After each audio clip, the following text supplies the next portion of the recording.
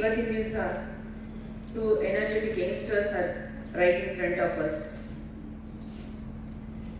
ಬಹಳ ಆಸೆ ಪಟ್ಟು ನಾನು ಅವರನ್ನ ಇಲ್ಲಿಗೆ ಕರೆತಂದಿದ್ದೇನೆ.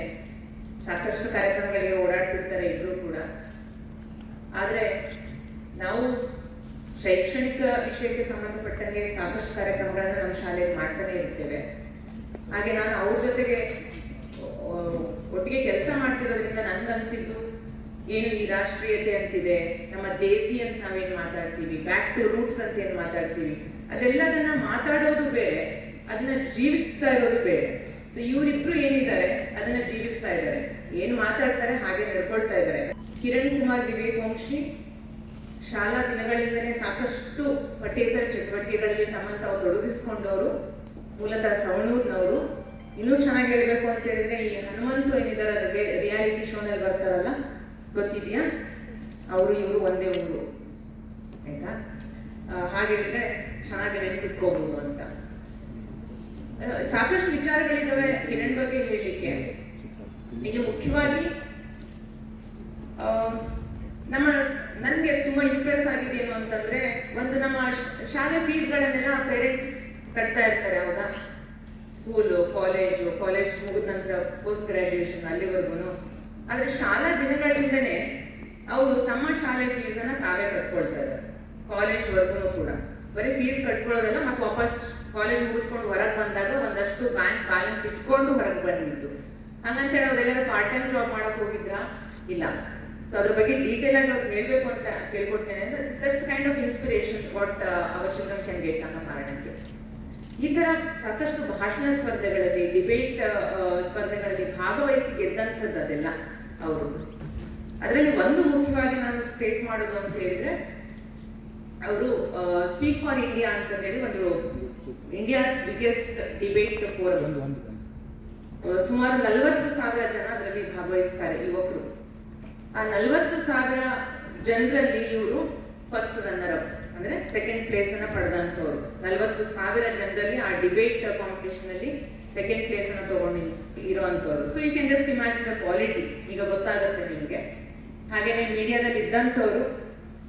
ಈಗ ನನಗೆ ಅವರೊಟ್ಟಿಗೆ ಒಂದು ಪ್ರಜ್ಞಾ ಪ್ರವಾಹ ಅಂತ ಒಂದು ತಂಡದಲ್ಲಿ ಅವರೊಟ್ಟಿಗೆ ಅವ್ರ ಒಟ್ಟಿಗೆ ಕೆಲಸ ಮಾಡ್ತಾ ಇದ್ದೀವಿ. ಅದೊಂದು ಸುವರ್ಣ ಅವಕಾಶ ನಮಗೆ ಒದಗಿದೆ.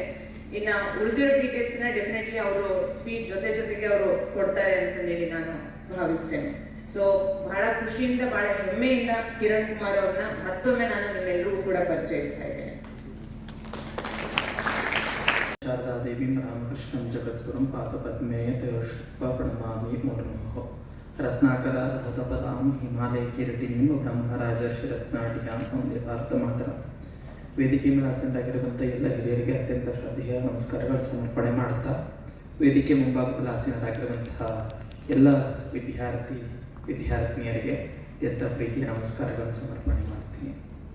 ಇವತ್ತು ನಾನು ನಿಮ್ಮೊಟ್ಟಿಗೆ ಮಾತಾಡಕ್ಕೆ ಹೋಗ್ತಾ ಇರುವಂತಹ ವಿಷಯ ಅದು ವ್ಯಕ್ತಿತ್ವ ಮತ್ತು ರಾಷ್ಟ್ರತ್ವ ಅಂತ, ಪರ್ಸನಾಲಿಟಿ ಅಂಡ್ ನ್ಯಾಷನಾಲಿಟಿ. ಯಾಕೆ ಈ ವಿಷಯವನ್ನ ಮಾತನಾಡಬೇಕು ಮಕ್ಕಳೊಟ್ಟಿಗೆ ಅಂತ ಅನ್ನಿಸ್ತು ಅಂತ ಹೇಳಿದ್ರೆ, ಸ್ವಾಮಿ ವಿವೇಕಾನಂದರು ಹೇಳ್ತಾರೆ, ವ್ಯಕ್ತಿ ನಿರ್ಮಾಣ ತನ್ಮೂಲಕ ರಾಷ್ಟ್ರ ನಿರ್ಮಾಣ ಅಂತ ಹೇಳಿ. ಮೊದಲು ವ್ಯಕ್ತಿಯ ನಿರ್ಮಾಣ ಆಗಬೇಕು, ವ್ಯಕ್ತಿತ್ವದ ನಿರ್ಮಾಣ ಆಗಬೇಕು, ಅದಾದ ನಂತರ ರಾಷ್ಟ್ರವನ್ನ ಕಟ್ಟಲಿಕ್ಕೆ ಸಾಧ್ಯ ಆಗತ್ತೆ ಅಂತ ಹೇಳಿ. ಹಿಂಗಾಗಿ ನಾನು ನಿಮ್ಮೊಟ್ಟಿಗೆ ಇವತ್ತು ಒಂದಷ್ಟು ವ್ಯಕ್ತಿತ್ವದ ವಿಷಯಗಳನ್ನ ಹಾಗೆ ರಾಷ್ಟ್ರತ್ವದ ವಿಷಯಗಳನ್ನ ಹಂಚಿಕೊಳ್ಳಿಕ್ಕೆ ಇಚ್ಛೆ ಪಡ್ತೀನಿ. ನಾನು ನಿಮ್ ಜೊತೆ ಮಾತಾಡ್ಲಿಕ್ಕಿದೆ, ಈ ಶಾಲೆ ಮಕ್ಕಳ ಜೊತೆ ಮಾತಾಡ್ಲಿಕ್ಕಿದೆ. ವರ್ಲ್ಡ್ ಸ್ಕೂಲ್ ಮಕ್ಕಳು ತುಂಬಾ ಚೆನ್ನಾಗಿದ್ದಾರೆ, ತುಂಬಾ ಅವ್ರ ಹತ್ರ ಒಳ್ಳೊಳ್ಳೆ ಗುಣಗಳಿದ್ದಾವೆ, ಅವುಗಳನ್ನ ತಿಳ್ಕೊಳ್ಬೇಕು, ಅವ್ರ ಜೊತೆಗೆ ಒಂದಷ್ಟು ಮಾತನಾಡಬೇಕು, ಅವ್ರ ಹತ್ರ ಒಂದಷ್ಟು ನಾನೇನ ತಿಳ್ಕೊಂಡು ಹೋಗ್ಬೇಕು ಅಂತ ಬಂದಿದ್ದೀನಿ ನಾನು. ವ್ಯಕ್ತಿತ್ವ, ನಾನು ಆಗ್ಲೇ ಹೇಳಿದೆ, ವ್ಯಕ್ತಿ ಮತ್ತು ತತ್ವ ಈ ಎರಡು ಪದಗಳು ಸೇರಿ ಆಗಿರುವಂಥದ್ದು. ವ್ಯಕ್ತಿ ಅಂದ್ರೆ ಯಾರು? ನನಗೊಂದು ತತ್ವ ಇರಬೇಕು ಅಲ್ವಾ? ನನಗೊಂದು ತತ್ವ ಇದೆ. ಏನು? ಮನುಷ್ಯ ಅಂತ ಹೇಳಿದ್ಮೇಲೆ ಅವನಿಗೆ ಏನಿರ್ಬೇಕು? ಅವನಿಗೆ ಮನುಷ್ಯ ಅಂತ ಹೇಳಲಿಕ್ಕೆ 2 ಕೈ, 2 ಕಾಲು, 2 ಕಣ್ಣು, ಒಂದು ಮೂಗು, ಬಾಯಿ, ಅದೆಲ್ಲ ಇರ್ಬೇಕು ತಾನೆ ಮನುಷ್ಯ ಅಂತ ಹೇಳಬೇಕು ಅಂತ ಹೇಳಿದ್ರೆ. ಇಲ್ಲ ಅಂತ ಹೇಳಿದ್ರೆ 4 ಕಾಲಿದ್ರೆ ಅವನಿಗೆ ಮನುಷ್ಯ ಅಂತ ಹೇಳ್ತೀವ? ಪ್ರಾಣಿ ಅಂತ ಹೇಳ್ತೀವಿ. ಹೌದು ಅಲ್ವಾ?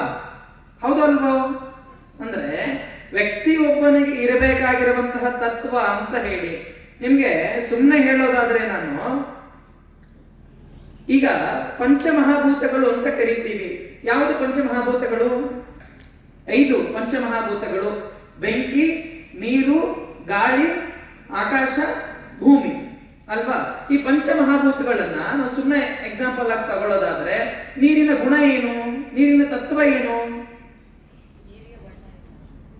ನೀರಿಗೆ ಬಣ್ಣ ಇಲ್ಲ, ಹೌದು, ಆದ್ರೆ ಮುಖ್ಯ ತತ್ವ ಏನು ನೀರಿಂದು? ಹರಿಯೋದು. ಫ್ಲೋಟ್ ಆಗ್ತಾ ಇದ್ರೆ ನಾವು ಅದನ್ನ ನೀರು ಅಂತ ಕರಿತೀವ? ಅದು ಎಲ್ಲಿ ಹಾಕ್ತೀವಿ, ಎಲ್ಲಿ ಸುರಿತೀರೋ ಆ ಆಕಾರವನ್ನು ಪಡ್ಕೊಳ್ಳುತ್ತೆ. ನೀರಿನ ಮೂಲ ಗುಣ ಏನು ಅಂತ ಹೇಳಿದ್ರೆ ಹರಿಯೋದು. ಗಾಳಿಯ ಮೂಲ ಗುಣ ಏನು? ಬೀಸುವುದು. ಗಾಳಿ ಬೀಸುತ್ತೆ, ಹೌದು ತಾನೆ? ಹಾಗೇನೆ ಭೂಮಿಯ ಮೂಲವಾಗಿರುವಂತಹ ಗುಣ ಏನು? ಏನು? ಸಾಲಿಡಿಟಿ, ಘನತ್ವ. ಅದಕ್ಕೊಂದು ಘನತ್ವ ಇದೆ, ಗಟ್ಟಿತನ ಇದೆ, ಅದು ಭೂಮಿಯ ಮೂಲ ಗುಣ ಅಲ್ವಾ? ಅಗ್ನಿಯ ಮೂಲ ಗುಣ ಏನು? ಉರಿಯುವುದು. ಅಗ್ನಿ ಉರಿಲಿಲ್ಲ ಅಂತ ಹೇಳಿದ್ರೆ ಅಗ್ನಿಯ ತತ್ವ ಉರಿಯುವುದು. ಅಗ್ನಿ ಉರಿಲಿಲ್ಲ ಅಂತ ಹೇಳಿದ್ರೆ ನಾವು ಅದನ್ನ ಅಗ್ನಿ ಅಂತ ಕರೀಲಿಕ್ಕೆ ಸಾಧ್ಯ ಆಗುತ್ತಾ? ನೀರು ಹರಿಲಿಲ್ಲ ಅಂತ ಹೇಳಿದ್ರೆ ನೀರು ಅಂತ ಕರೀಲಿಕ್ಕೆ ಸಾಧ್ಯ ಆಗುತ್ತಾ? ಗಾಳಿ ಬೀಸಲಿಲ್ಲ ಅಂತ ಹೇಳಿದ್ರೆ ಅದನ್ನ ಗಾಳಿ ಅಂತ ಕರೀಲಿಕ್ಕೆ ಸಾಧ್ಯ ಆಗುತ್ತಾ? ಘನತ್ವ ಇಲ್ಲ ಅಂತ ಹೇಳಿದ್ರೆ ಅದನ್ನ ಭೂಮಿ ಅಂತ ಕರೀಲಿಕ್ಕೆ ಸಾಧ್ಯ ಆಗುತ್ತಾ? ಹೀಗೆ ಪಂಚಮಹಾಭೂತಗಳಿಗೆ ಅದರದ್ದೇ ಆದ ಒಂದು ತತ್ವ ಇದೆ. ಆ ಕಾರಣಕ್ಕೆ ನಾವು ಅದನ್ನು ಸ್ಪೆಸಿಫಿಕ್ ಆಗಿ ಇದು ಅಂತ ಹೇಳ್ತಾ ಇದ್ದೀವಿ. ಹಾಗೆ ವ್ಯಕ್ತಿಯೋರ್ವನಿಗೂ ಕೂಡ ಅವನದ್ದೇ ಆದ ತತ್ವ ಇದೆ. ಸ್ಪೆಸಿಫಿಕ್ ಆಗಿ ಅವನು ಹೀಗೆ ಅಂತ ಹೇಳಬೇಕು ಅಂತ ಅನ್ನೋದಾದ್ರೆ ಅವನಿಗೆ ಒಂದಷ್ಟು ಗುಣ ಇದೆ, ಅದನ್ನ ನಾವು ಸ್ಪೆಸಿಫೈ ಮಾಡೋದನ್ನ ನಾವು ವ್ಯಕ್ತಿತ್ವ ಅಂತ ಹೇಳ್ತೀವಿ. ಈ ದೇಹಕ್ಕೆ, ಈ ಮನಸ್ಸಿಗೆ, ಎಲ್ಲದಕ್ಕೂ ಕೂಡ ಒಂದು ತತ್ವ ಅಂತಿದೆ. ವ್ಯಕ್ತಿಗೂ ಒಂದು ತತ್ವ ಇದೆ, ದೇಶಕ್ಕೂ ಒಂದು ತತ್ವ ಇದೆ. ಆ ತತ್ವವನ್ನ ಹೇಳುವುದು ಅಂತ ಹೇಳಿ ನಾವು ಇದನ್ನ ಸ್ಪೆಸಿಫೈ ಮಾಡಬಹುದು ಅಂತ. ನೀವಾಗ್ಲೇ ಹೇಳಿದ್ದೆಲ್ಲವೂ ಸರಿ. ವ್ಯಕ್ತಿಯೊಬ್ಬನ ಗುಣಗಳು ಅವನ ಮಾನಸಿಕ, ದೈಹಿಕ, ಬೌದ್ಧಿಕ, ಆತ್ಮದ ಈ 4 ವಿಷಯಗಳ ಕುರಿತಾಗಿ ಹೇಳುವಂತಹದ್ದು ಅದು ವ್ಯಕ್ತಿತ್ವ ಅಂತ ಆಗುತ್ತೆ, ಪರ್ಸನಾಲಿಟಿ ಅಂತ ಆಗುತ್ತೆ. ಅದನ್ನ ನಾವು ಪರ್ಸೋನಾ ಎನ್ನುವ ಪದದಿಂದ ಪಡ್ಕೊಂಡಿದ್ದೀವಿ ಅಂತ ಅನ್ನೋದನ್ನ ನಾನು ತುಂಬಾ ಬುಕ್ಕಿಶ್ ಆಗಿ ಹೇಳಲಿಕ್ಕೆ ಹೋಗೋದಿಲ್ಲ. ಆದರೆ ವ್ಯಕ್ತಿತ್ವ ಅಂತ ಅನ್ನೋದು ವ್ಯಕ್ತಿಯೋ ನನಗೆ ಎಷ್ಟು ಇಂಪಾರ್ಟೆಂಟ್ ಅಂತ ಹೇಳಿದ್ರೆ, ಈಗ ನೀನು ಹೀಗೆ ಅಂತ ಹೇಳಬೇಕು ಅಂತ ಹೇಳಿದ್ರೆ ನಿನಗೆ ತತ್ವ ಇಲ್ಲ ಅಂತ ಹೇಳಿದ್ರೆ ಹೇಳಲಿಕ್ಕೆ ಸಾಧ್ಯ ಇಲ್ಲ. ಕಿರಣ್ ಹೀಗೆ ಅಂತ ಹೇಳಬೇಕು ಅಂತ ಹೇಳಿದ್ರೆ ಅವನ ಗುಣಗಳನ್ನು ನೀವು ಸ್ಪೆಸಿಫೈ ಮಾಡಬೇಕು. ಅವನು ನೋಡ್ಲಿಕ್ಕೆ ಹೀಗೆ ಕಾಣಿಸ್ತಾನೆ, ಅವನ ಹೇರ್ ಸ್ಟೈಲ್ ಹೀಗಿದೆ, ಅವನ ಉಡುಗೆ ತೊಡುಗೆ ಹೀಗಿದೆ, ಹೀಗೆಲ್ಲ ಹೇಳ್ಬೇಕು ತಾನೆ. ಅದು ಅವನ ಬಾಹ್ಯವಾಗಿ ಕಾಣುವಂಥದ್ದು. ಆದ್ರೆ ವ್ಯಕ್ತಿತ್ವ ಅಂತ ಹೇಳಿದ್ರೆ ಬರೀ ಬಾಹ್ಯವಾಗಿ ಕಾಣುವುದಲ್ಲ, ಆಂತರಿಕವಾಗಿಯೂ ಇರುವಂತದ್ದು. ಅವನಲ್ಲಿರುವಂತ ಒಟ್ಟು ಗುಣಗಳ ಮೌಲ್ಯ ಅಂತ ನಾವು ಅದನ್ನು ಸ್ಪೆಸಿಫೈ ಮಾಡಬಹುದು. ಅಂದ್ರೆ ಯಾವುದನ್ನ ಕಳೆದುಕೊಂಡರೆ ನಿಮಗೆ ಅಸ್ತಿತ್ವವೇ ಇಲ್ಲವೋ, ಅಥವಾ ಯಾವುದನ್ನ ಕಳೆದುಕೊಳ್ಳುವುದರಿಂದ, ಯಾವುದು ಇಲ್ಲದರಿಂದ ನೀವೇ ಇಲ್ಲವಾಗ್ತೀರೋ ಅದು ಯಾವುದು ಕೇಳಿದ್ರೆ ಅದು ಕ್ಯಾರೆಕ್ಟರ್, ಅದು ಗುಣಗಳು, ಅದು ವ್ಯಕ್ತಿತ್ವ, ಅದು ಪರ್ಸನಾಲಿಟಿ. ಅದನ್ನ ನಾವಿವತ್ತು ಬಿಲ್ಡ್ ಮಾಡ್ಕೊಳ್ಬೇಕಾಗಿದೆ. ಹೇಗೆ ಬಿಲ್ಡ್ ಮಾಡ್ಕೊಳ್ಳೋದು? ಹೇಗೆ ವ್ಯಕ್ತಿತ್ವವನ್ನು ಹೇಗೆ ನಾವು ಬಿಲ್ಡ್ ಮಾಡ್ಕೊಳ್ಬೇಕು? ಏನೇ ಐಡಿಯಾ? ಹೇಗೆ ಬಳಸ್ಕೊಳ್ಳೋದು ವ್ಯಕ್ತಿತ್ವವನ್ನು? ನಾನು ಹೇಳಿದೆ ಯಾವ ರೀತಿಯಾಗಿ ವ್ಯಕ್ತಿತ್ವ ಇರುತ್ತೆ ಅಂತ ಹೇಳಿ. ನಮ್ಮ ವರ್ತನೆ, ನಮ್ಮ ಭಾವನೆ ಮತ್ತು ನಮ್ಮ ಚಿಂತನೆ, ಇವು ಎಲ್ಲವುಗಳ ಒಟ್ಟು ಮೌಲ್ಯವನ್ನ ನಾವು ವ್ಯಕ್ತಿತ್ವ ಅಂತ ಕರೆಯುವುದಾದರೆ ಆ ವ್ಯಕ್ತಿತ್ವವನ್ನು ಹೇಗೆ ಬಳಸ್ಕೊಳ್ಬೇಕು? ಹೇಳ್ತೀರಿ ಸರ್, ಏನು ವ್ಯಕ್ತಿತ್ವ ಅಂತ ಇಷ್ಟೆಲ್ಲ ಹೇಳಿದ್ರಿ ನೀವು. ಆದ್ರೆ ಈ ವ್ಯಕ್ತಿತ್ವವನ್ನು ಬೆಳೆಸ್ಕೊಳ್ಳೋದು ಹೇಗೆ? ಒಂದೇ ದಿನಕ್ಕೆ ಸಾಧ್ಯ ಆಗ್ಬಿಡುತ್ತಾ? ಓವರ್ ನೈಟ್ ನೀವು ಈ ತರದ ಒಬ್ಬ ವ್ಯಕ್ತಿ ಅಂತ ಹೇಳಿಸ್ಕೊಳ್ಳಿಕ್ ಸಾಧ್ಯ ಆಗುತ್ತಾ? ಇದಕ್ಕೆ 16 ವರ್ಷಗಳ ಪರಿಶ್ರಮ ಅಂತ ಅನ್ನೋದು ಖಂಡಿತವಾಗೂ ಬೇಕಾಗತ್ತೆ. ವ್ಯಕ್ತಿತ್ವ ನಿರ್ಮಾಣ ಎನ್ನುವುದು ಒಂದು ರಾತ್ರಿಯಲ್ಲೋ ಒಂದು ಹಗಲಲ್ಲೋ ಆಗಿಬಿಡುವಂತ ಮಿರಾಕಲ್ ಅಲ್ಲ. ಅದು ಪ್ರತಿನಿತ್ಯ ನಮ್ಮ ಬದುಕಿನ ಜೊತೆಗೆ ಅಥವಾ ನಮ್ಮ ಜೊತೆಗೆ ನಾವು ಮಾಡಿಕೊಳ್ಳುವಂತ ಮೌಲ್ಯವರ್ಧನೆ, ನಮ್ಮಲ್ಲಿ ನಾವು ಮಾಡಿಕೊಳ್ಳುವ ಮೌಲ್ಯವರ್ಧನೆ, ಅದನ್ನ ನಾವು ಅರ್ಥ ಮಾಡ್ಕೊಳ್ಬೇಕು. ವ್ಯಕ್ತಿತ್ವದಲ್ಲಿ ನಿಮ್ಗೆ ವ್ಯಕ್ತಿತ್ವದ ವಿಷಯವಾಗಿ ಹೇಳ್ಬೇಕಾದ್ರೆ ಚೂರು ಆಳಕ್ಕೆ ಹೋಗಿ ಹೇಳುವುದಾದ್ರೆ ಚತುರ್ವಿಧ ಅಂತಃಕರಣ ಅಂತ ಬರುತ್ತೆ. ಇದರ ಮೇಲೆನೆ ನಾವೆಲ್ಲ ಆಕ್ಟ್ ಮಾಡ್ತೀವಿ. ಒಂದು ಸಂಕಲ್ಪನಾತ್ಮಕ ಅಥವಾ ವಿಕಲ್ಪನಾತ್ಮಕ ಮನಸ್ಸು ಅಂತ ಹೇಳಿ. ಆ ಮನಸ್ಸು ಹೇಗೆ ಯೋಚನೆ ಮಾಡುತ್ತೆ? ಈಗ ನೀವು ಯಾವುದೋ ಒಬ್ಬ ವ್ಯಕ್ತಿಯನ್ನ ಮೀಟ್ ಮಾಡಿದ್ದೀರಿ ಹಿಂದೆ ಅಂತ ಹೇಳಿದ್ರೆ ಅವನ ಬಗ್ಗೆ ನಿಮ್ಮ ಸ್ಮೃತಿಯಲ್ಲಿ ಏನಿದೆ ಅದನ್ನ ನೀವು ತೆಗಿಲಿಕ್ಕೆ ನೋಡ್ತೀರಿ, ಹೌದು ತಾನೆ? ಈಗ ನನ್ನನ್ನು ನೀವು ಎಲ್ಲೋ ನೋಡಿದ್ರಿ ಫಸ್ಟ್ ಟೈಮ್ ಅಂತ ಹೇಳಿದ್ರೆ, ಸೆಕೆಂಡ್ ಟೈಮ್ ನಿಮ್ಮನ್ನು ಮೀಟ್ ಆಗ್ತಾ ಇದ್ದೀನಿ ಅಂತ ಹೇಳಿದ್ರೆ ಇವರನ್ನ ಎಲ್ಲೋ ನೋಡಿದ್ದೀನಿ, ಅವಾಗ ನಂಗೆ ಇವ್ರ ಬಗ್ಗೆ ಹೇಗೆ ಅನ್ಸುತ್ತೆ, ಏನ್ ಇಂಪ್ಯಾಕ್ಟ್ ಇದೆ, ನನ್ಗೆ ಇವ್ರ ಬಗ್ಗೆ ಏನೆಲ್ಲ ಥಾಟ್ಸ್ ಬಂದಿತ್ತು ಎನ್ನುವುದನ್ನ ನೀವು ಒಂದ್ಸರಿ ಯೋಚನೆ ಮಾಡ್ತೀರಿ. ಹಾಗೆ ಮಾಡುವುದು ಯಾವುದು ಕೇಳಿದ್ರೆ ಅದು ಸಂಕಲ್ಪ ಅಥವಾ ವಿಕಲ್ಪನಾತ್ಮಕ ಮನಸ್ಸು ಅಂತ ಹೇಳಿ ಅದರ ನಂತರ ಕೆಲಸ ಮಾಡುವಂತದ್ದು ಚಿತ್ತ. ಅದನ್ನೇ ನೀವು ಯೋಚನೆ ಮಾಡಿ ಆದ್ಮೇಲೆ ಪಾಸಿಟಿವ್ ನೆಗೆಟಿವ್ ಆ ಕುರಿತಾಗಿ ಒಂದು ನಿರ್ಧಾರವನ್ನ ನಿಮ್ಮ ಚಿತ್ತ ತೆಗೆದುಕೊಳ್ಳುತ್ತೆ. ಆ ಚಿತ್ತ ತೆಗೆದುಕೊಳ್ಳುವಾಗ ಅದಕ್ಕೆ ಸಹಕಾರ ಪಡುವಂತದ್ದು ಬುದ್ಧಿ.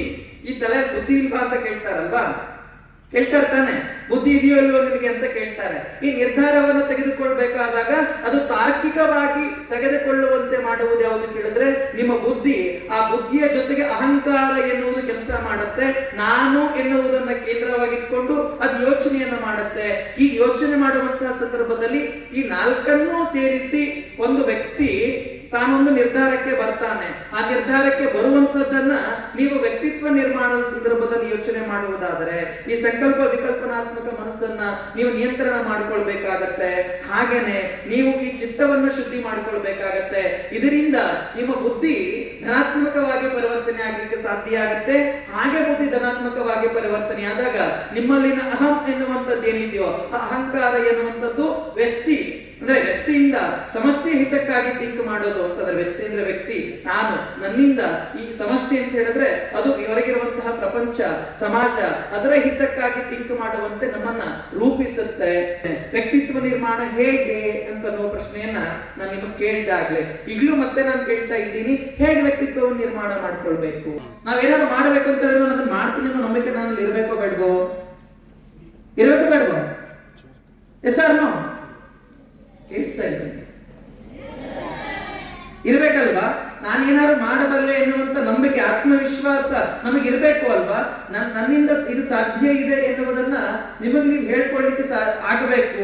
ಆ ನಿಮ್ಮಲ್ಲಿ ಒಂದು ನಂಬಿಕೆಯನ್ನ ನೀವು ಹುಟ್ಟಿಸ್ಕೊಳ್ಬೇಕು ಅಂತ ಹೇಳಿ ನಿಮ್ಗೆ ಸುಮ್ಮನೆ ಒಂದು ಎಕ್ಸಾಂಪಲ್ ನಾನು ಕೊಡ್ತೀನಿ. ಸ್ವಾಮಿ ವಿವೇಕಾನಂದರು ಚಿಕಾಗೋದ ಭಾಷಣವನ್ನ ನೀವೆಲ್ಲರೂ ಕೇಳಿರ್ತೀರಿ ಅಥವಾ ಹಾಗೊಂದು ಭಾಷಣವನ್ನು ಮಾಡಿದ್ರವರು ಅಂತ ಹೇಳ್ತೀವಿ. ಅವರಲ್ಲಿ ಆತ್ಮವಿಶ್ವಾಸದಿಂದ ಇದ್ರೆ ಜಗತ್ತಿನ ವೇದಿಕೆ ಒಂದರ ಮೇಲೆ ನಿಂತ್ಕೊಂಡು ಅಷ್ಟು ಅದ್ಭುತವಾಗಿ ಭಾಷಣವನ್ನ ಮಾಡ್ಲಿಕ್ಕೆ ಅವ್ರಿಗೆ ಸಾಧ್ಯ ಆಗ್ತಿತ್ತಾ? ಇಲ್ಲ. ಅವರಿಗೆ ಅಷ್ಟು ಅದ್ಭುತವಾಗಿ ಭಾಷಣ ಮಾಡ್ಲಿಕ್ಕೆ ಸಾಧ್ಯ ಆಗಿದ್ದು ಯಾವ ಕಾರಣಕ್ಕಾಗಿ? ಅವರ ಆತ್ಮವಿಶ್ವಾಸದ ಕಾರಣಕ್ಕಾಗಿ. ನಮಗೆ ಮೊಟ್ಟ ಮೊದಲೇದಾಗಿರ್ಬೇಕಾಗಿದ್ದು ನಮ್ಮಲ್ಲಿ ಆತ್ಮವಿಶ್ವಾಸ. ಐ ಕ್ಯಾನ್ ಡೂ ಎನಿಥಿಂಗ್ ಎನ್ನುವಂತ ಆತ್ಮವಿಶ್ವಾಸ ನಿಮ್ಮಲ್ಲಿ ಇರಬೇಕು. ನಿಮ್ಮ ಶೈಕ್ಷಣಿಕ ವಿಷಯಕ್ಕೆ ಬರೋದಾದ್ರೆ ನಾನು ಇದನ್ನ ಓದಬಲ್ಲೆ, ನಾನು ಇದನ್ನ ಬರೆಯಬಲ್ಲೆ, ನಾನು ಈ ಮ್ಯಾಥಮೆಟಿಕಲ್ ಸಮ್ ಅನ್ನ ಬಿಡಿಸಬಲ್ಲೆ, ನಾನು ಈ ಡೆರಿವೇಶನ್ ಸರಿಯಾಗಿ ಮಾಡಬಲ್ಲೆ ಎನ್ನುವಂತ ಆತ್ಮವಿಶ್ವಾಸ ಮೊದಲಿನ 50% ಕೆಲಸವನ್ನು ಮಾಡಿಸ್ಬಿಡುತ್ತೆ. ಹಿಂಗಾಗಿ ನೀವು ನಿಮ್ಮ ಆತ್ಮವಿಶ್ವಾಸವನ್ನು ಬೆಳೆಸಿಕೊಳ್ಬೇಕು. ನಾನ್ ದಡ್ಡ, ನಾನು ಸರಿ ಇಲ್ಲ, ಅಥವಾ ನನಗೆ ಓದ್ಲಿಕ್ಕೆ ಸಾಧ್ಯ ಆಗೋದಿಲ್ಲ, ನನ್ನಲ್ಲಿ ಇರಬೇಕಾಗಿರುವಂತಹ ಆ ಬೌದ್ಧಿಕ ಮತ್ತೆ ಬೇರೆಯವರಿಗಿಂತ ಕಡಿಮೆ ಇದೆ, ಆ ತರದ್ದೆಲ್ಲ ನಾವು ಯೋಚನೆ ಮಾಡದೇ ಇರ ನಮ್ಮಲ್ಲಿ ನಮಗೆ ಆತ್ಮವಿಶ್ವಾಸ ಬರಬೇಕು. ನಾನು ಯಾರಿಗಿಂತಲೂ ಕಡಿಮೆ ಇಲ್ಲ, ನಾನು ಎಲ್ಲರಂತೆಯೇ ಚೆನ್ನಾಗಿ ಓದಬಲ್ಲೆ, ಬರೆಯಬಲ್ಲೆ, ನಾನು ಎಲ್ಲವನ್ನೂ ಮಾಡಬಲ್ಲೆ, ನಾನು ಕ್ರೀಡೆಯನ್ನು ಆಡಬಲ್ಲೆ, ನಾನು ಎಲ್ಲವನ್ನೂ ಕೂಡ ಒಳ್ಳೆಯದನ್ನು ಮಾಡಬಲ್ಲೆ ಎನ್ನುವಂತ ಆ ಆತ್ಮವಿಶ್ವಾಸ ನಿಮ್ಮಲ್ಲಿ ನಿಮಗೆ ನಂಬಿಕೆ ಅಂತ ಅನ್ನೋದು ಬೇಕಾಗತ್ತೆ. ಅದನ್ನ ಮೊದಲು ವಿದ್ಯಾರ್ಥಿಗಳಾಗಿರುವಂತ ನಾವು ಬೆಳೆಸಿಕೊಳ್ಳಬೇಕು ಅಂತ. ಅದರ ನಂತರ ಸದ್ವಿಚಾರಗಳು ನಮ್ಮಲ್ಲಿ ಬರಬೇಕು. ಆತ್ಮವಿಶ್ವಾಸಕ್ಕಿಂತ ಮೊದಲು ಈ ವಿಷಯ ಬೇಕು ನಮ್ಗೆ. ಸದ್ವಿಚಾರ ಅಂತ ಹೇಳಿದ್ರೆ ಸರಿಯಾದ ವಿಚಾರಗಳು ಅಂತ, ಸತ್ಯವಾಗಿರುವಂತ ವಿಚಾರಗಳು ಅಂತ. ಯಾವುದು ತಪ್ಪಲ್ವೋ, ಯಾವುದು ಇನ್ನೊಬ್ಬರಿಗೆ ಕೆಡಕನ್ನ ಮಾಡುವುದಿಲ್ಲವೋ ಅಥವಾ ಇನ್ನೊಬ್ಬರಿಗೆ ಕೆಟ್ಟದ್ದನ್ನ ಬಯಸುವುದಿಲ್ಲವೋ, ನಿಮಗೂ ಕೂಡ ಹಾರ್ಮ ಮಾಡುವುದಿಲ್ಲವೋ, ಮಾನಸಿಕವಾಗಿ, ದೈಹಿಕವಾಗಿ, ಬೌದ್ಧಿಕವಾಗಿ ಯಾವುದು ನಿಮಗೆ ಹಾರ್ಮ ಮಾಡೋದಿಲ್ವೋ ಅಂತಹ ವಿಚಾರಗಳು ನಿಮ್ಮ ತಲೆಯಲ್ಲಿ ಬರಬೇಕು. ಯಾರೋ ನಿಮ್ಮ ಪಕ್ಕದಲ್ಲಿ ಕೂತ್ಕೊಂಡಿರುವಂತ ಫ್ರೆಂಡು ಔಟ್ ಆಫ್ ಔಟ್ ಮಾಡಿದಾಳೆ, 99 ಮಾಡಿದಾಳೆ ಅಂತ ಅನ್ಕೊಳ್ಳೋಣ. ನಿಮಗೆ ಅದು 96 ಬಂದಿದೆ ಅಂತ ಅನ್ಕೊಳ್ಳೋಣ. ಆದ್ರೆ ನೀವ್ ಅನ್ಕೊಳ್ತೀರಿ 99 ಮಾಡಿರುವಂತ ಫ್ರೆಂಡು ನಿಮಗೆ ಎನಿಮಿ ಯಾಕೆ ಅಂತ ಹೇಳಿದ್ರೆ ನಿಮಗಿಂತ ಹೆಚ್ಚು ಮಾರ್ಕ್ಸ್ ಅನ್ನ ಅವನು ಅಥವಾ ಅವಳು ತೆಗೆದಿದ್ದಾಳೆ, ಆ ಕಾರಣಕ್ಕಾಗಿ ಅವ್ರು ನಮ್ ಎನಿಮಿ ಅಂತ ನಾವು ಭಾವಿಸ್ತೀವಿ. ಭಾವಿಸ್ತೇವೆ ಇಲ್ವೋ? ಹಂಗ ಅನ್ಕೊಳ್ತೀವೋ ಇಲ್ವೋ ನಾವು? ಎಷ್ಟೋ ಸರಿ ಅವಳನ್ನು ಮಾತಾಡಿಸಬಾರದು ಅಥವಾ ಅವನನ್ನು ಮಾತಾಡಿಸಬಾರದು ಎನ್ನುವಂತ ಒಂದು ರೀತಿಯ ಮನಸ್ಥಿತಿ ನಮ್ಮಲ್ಲಿ ಉದ್ಭವ ಆಗುತ್ತೋ ಇಲ್ವೋ? ಆಗತ್ತೆ. ಅದನ್ನ ನಾವು ಬಿಡಬೇಕು ಅಂತ. ಜಲಸ್ ಎನ್ನುವುದು ಯಾವುದಿದೆಯೋ ಅಥವಾ ಯಾವುದು ಇನ್ನೊಬ್ಬರ ಬಗ್ಗೆ ನಮಗೆ ಕೆಟ್ಟ ಭಾವನೆಯನ್ನ ಮೂಡಿಸುತ್ತೋ ಅದನ್ನು ಬಿಡಬೇಕು. ಸದ್ವಿಚಾರಗಳನ್ನ ನಾವು ರೂಢಿಸ್ಕೊಳ್ಬೇಕು, ಇನ್ನೊಬ್ಬರ ಬಗ್ಗೆ ನಾವು ಯಾವಾಗಲೂ ಕೂಡ ಒಳ್ಳೆಯ ಭಾವನೆಯನ್ನು ಹೊಂದಬೇಕು ಎನ್ನುವುದನ್ನ ನಾವು ಅರ್ಥ ಮಾಡ್ಕೊಳ್ಬೇಕು. ಅದರ ಜೊತೆಗೆ ನಾವು ಯಾವತ್ತೂ ಒಂದು ಮಾತನ್ನು ಹೇಳ್ತಾರೆ, ಸಾಕಷ್ಟು ಜನ ಈ ಜಗತ್ತಿನಲ್ಲಿ ಯಾರು ಸಕ್ಸೀಡ್ ಆಗಿದ್ದಾರೆ ಅಂತ ಹೇಳಿದ್ರೆ, ಯಾರು ಸೋಲನ್ನು ಒಪ್ಪಿಕೊಂಡಿಲ್ವೋ ಅವರು ಮಾತ್ರ ಜಗತ್ತಿನಲ್ಲಿ ಸಕ್ಸೀಡ್ ಆಗ್ಲಿಕ್ಕೆ ಸಾಧ್ಯ ಇದೆ. ನೀವು ಅಲ್ಬರ್ಟ್ ಐನ್ಸ್ಟೀನ್ ನ ಕಥೆಯನ್ನು ಕೇಳಿದ್ದೀರಿ, ನೀವು ಥಾಮಸ್ ಆಲ್ವಾ ಎಡಿಸನ್ ನ ಕಥೆಯನ್ನು ಕೇಳಿದ್ದೀರಿ. ಅವ್ರ ಎಕ್ಸ್ಪೆರಿಮೆಂಟ್ 1 ಸರಿ ಮಾಡಿದ್ರು, 2 ಸರಿ ಮಾಡಿದ್ರು, 10 ಸರಿ ಮಾಡಿದ್ರು, 199 ಸರಿ ಮಾಡಿದ್ರು, 100 ಸರಿ ಮಾಡಿದ್ರು. ಅವರು ಯಾವಾಗ ಫೈಲ್ ಆಗಿದ್ದಾರೋ ಅವಾಗ ಮತ್ತೆ ಎಕ್ಸ್ಪೆರಿಮೆಂಟ್ ಗಳನ್ನು ಮಾಡಿದ್ದಾರೆ, ಮತ್ತೆ ಅವರು ಸಕ್ಸೀಡ್ ಆಗ್ಲಿಕ್ಕೆ ಪ್ರಯತ್ನವನ್ನು ಮಾಡಿದ್ದಾರೆ. 100ನೇ ಸಲ ಫೈಲ್ ಆದಾಗ್ಲೂ ಕೂಡ ಆಲ್ವಾ ಎಡಿಸನ್ 101ನೇ ಪ್ರಯೋಗವನ್ನು ಮಾಡಲಿಲ್ಲ ಅಂತ ಅನ್ನೋದಾಗಿದ್ರೆ ಇವತ್ತು ಜಗತ್ತು ಥಾಮಸ್ ಆಲ್ವಾ ಎಡಿಸನ್ ಹೆಸರನ್ನು ಹೇಳಿಕ್ಕೆ ಸಾಧ್ಯ ಆಗ್ತಿರ್ಲಿಲ್ಲ. ಹಿಂಗಾಗಿ ನೀವು ಇವತ್ತು ಜೀವನದಲ್ಲಿ ಒಂದ್ಸರಿ ಫೈಲ್ ಆಗಿದ್ದೀವಿ, ನಮಗೆ ಕಡಿಮೆ ಅಂಕ ಬಂದಿದೆ, ಅಥವಾ ನಾನು ಯಾವುದೋ ಕ್ರೀಡೆಯಲ್ಲಿ ಸೋತಿದ್ದೀನಿ, ಯಾವುದೋ ಸ್ಪರ್ಧೆಯಲ್ಲಿ ಸೋತಿದ್ದೀನಿ, ನನಗೆ ಎಕ್ಸಾಮಿನೇಷನ್ ಅಲ್ಲಿ ಫೈಲ್ ಆಗಿದ್ದೀನಿ ಅಂತ ಅನ್ನೋದಾದ್ರೆ ನಾವು ಎದೆಗುಂದಬೇಕಾಗಿಲ್ಲ. ನಾವು ಮತ್ತೆ ಇನ್ನೊಂದು ಸರಿ ಪ್ರಯತ್ನವನ್ನ ಮಾಡಬೇಕು, ಮತ್ತೆ ಪ್ರಯತ್ನವನ್ನ ಮಾಡಬೇಕು. ಟ್ರೈ ಅಗೇನ್ ಎಲ್ಲಿವರೆಗೂ ಅಂತ ಹೇಳಿದ್ರೆ, ಯಾವತ್ತವರೆಗೂ ನೀವು ಸಕ್ಸೀಡ್ ಆಗೋದಿಲ್ವೋ ಅಲ್ಲಿವರೆಗೂ, ಸಕ್ಸೀಡ್ ಆಗ್ತಿರೋ ಅಲ್ಲಿವರೆಗೂ ಟ್ರೈ ಮಾಡಬೇಕು. ಆಗದೆ ಇದ್ರೆ ಅದನ್ನು ಬಿಡಬಾರದು. ಆ ರೀತಿಯ ಮನಸ್ಥಿತಿಯನ್ನು ನಾವು ಬೆಳೆಸಿಕೊಂಡ್ರೆ, ಆ ರೀತಿ ಸೋಲಿಗೆ ಲೆಕ್ಕಿಸದೆ, ಸೋಲನ್ನು ಒಪ್ಪಿಕೊಳ್ಳದೆ ನಾವು ಧೈರ್ಯವಾಗಿ ಮತ್ತೆ ಪ್ರಯೋಗಗಳನ್ನು ಮಾಡ್ತಾ ಕೂತ್ಕೊಂಡ್ರೆ ಖಂಡಿತವಾಗಿಯೂ ಕೂಡ ನಮ್ಮ ವ್ಯಕ್ತಿತ್ವವನ್ನು ಅದ್ಭುತವಾಗಿ ಕಟ್ಟಿಕೊಳ್ಳಿಕ್ಕೂ ಸಾಧ್ಯ ಇದೆ, ನಮ್ಮ ಬದುಕನ್ನು ಅದ್ಭುತವಾಗಿ ಕಟ್ಟಿಕೊಳ್ಳಿಕ್ಕೆ ಸಾಧ್ಯ ಇದೆ.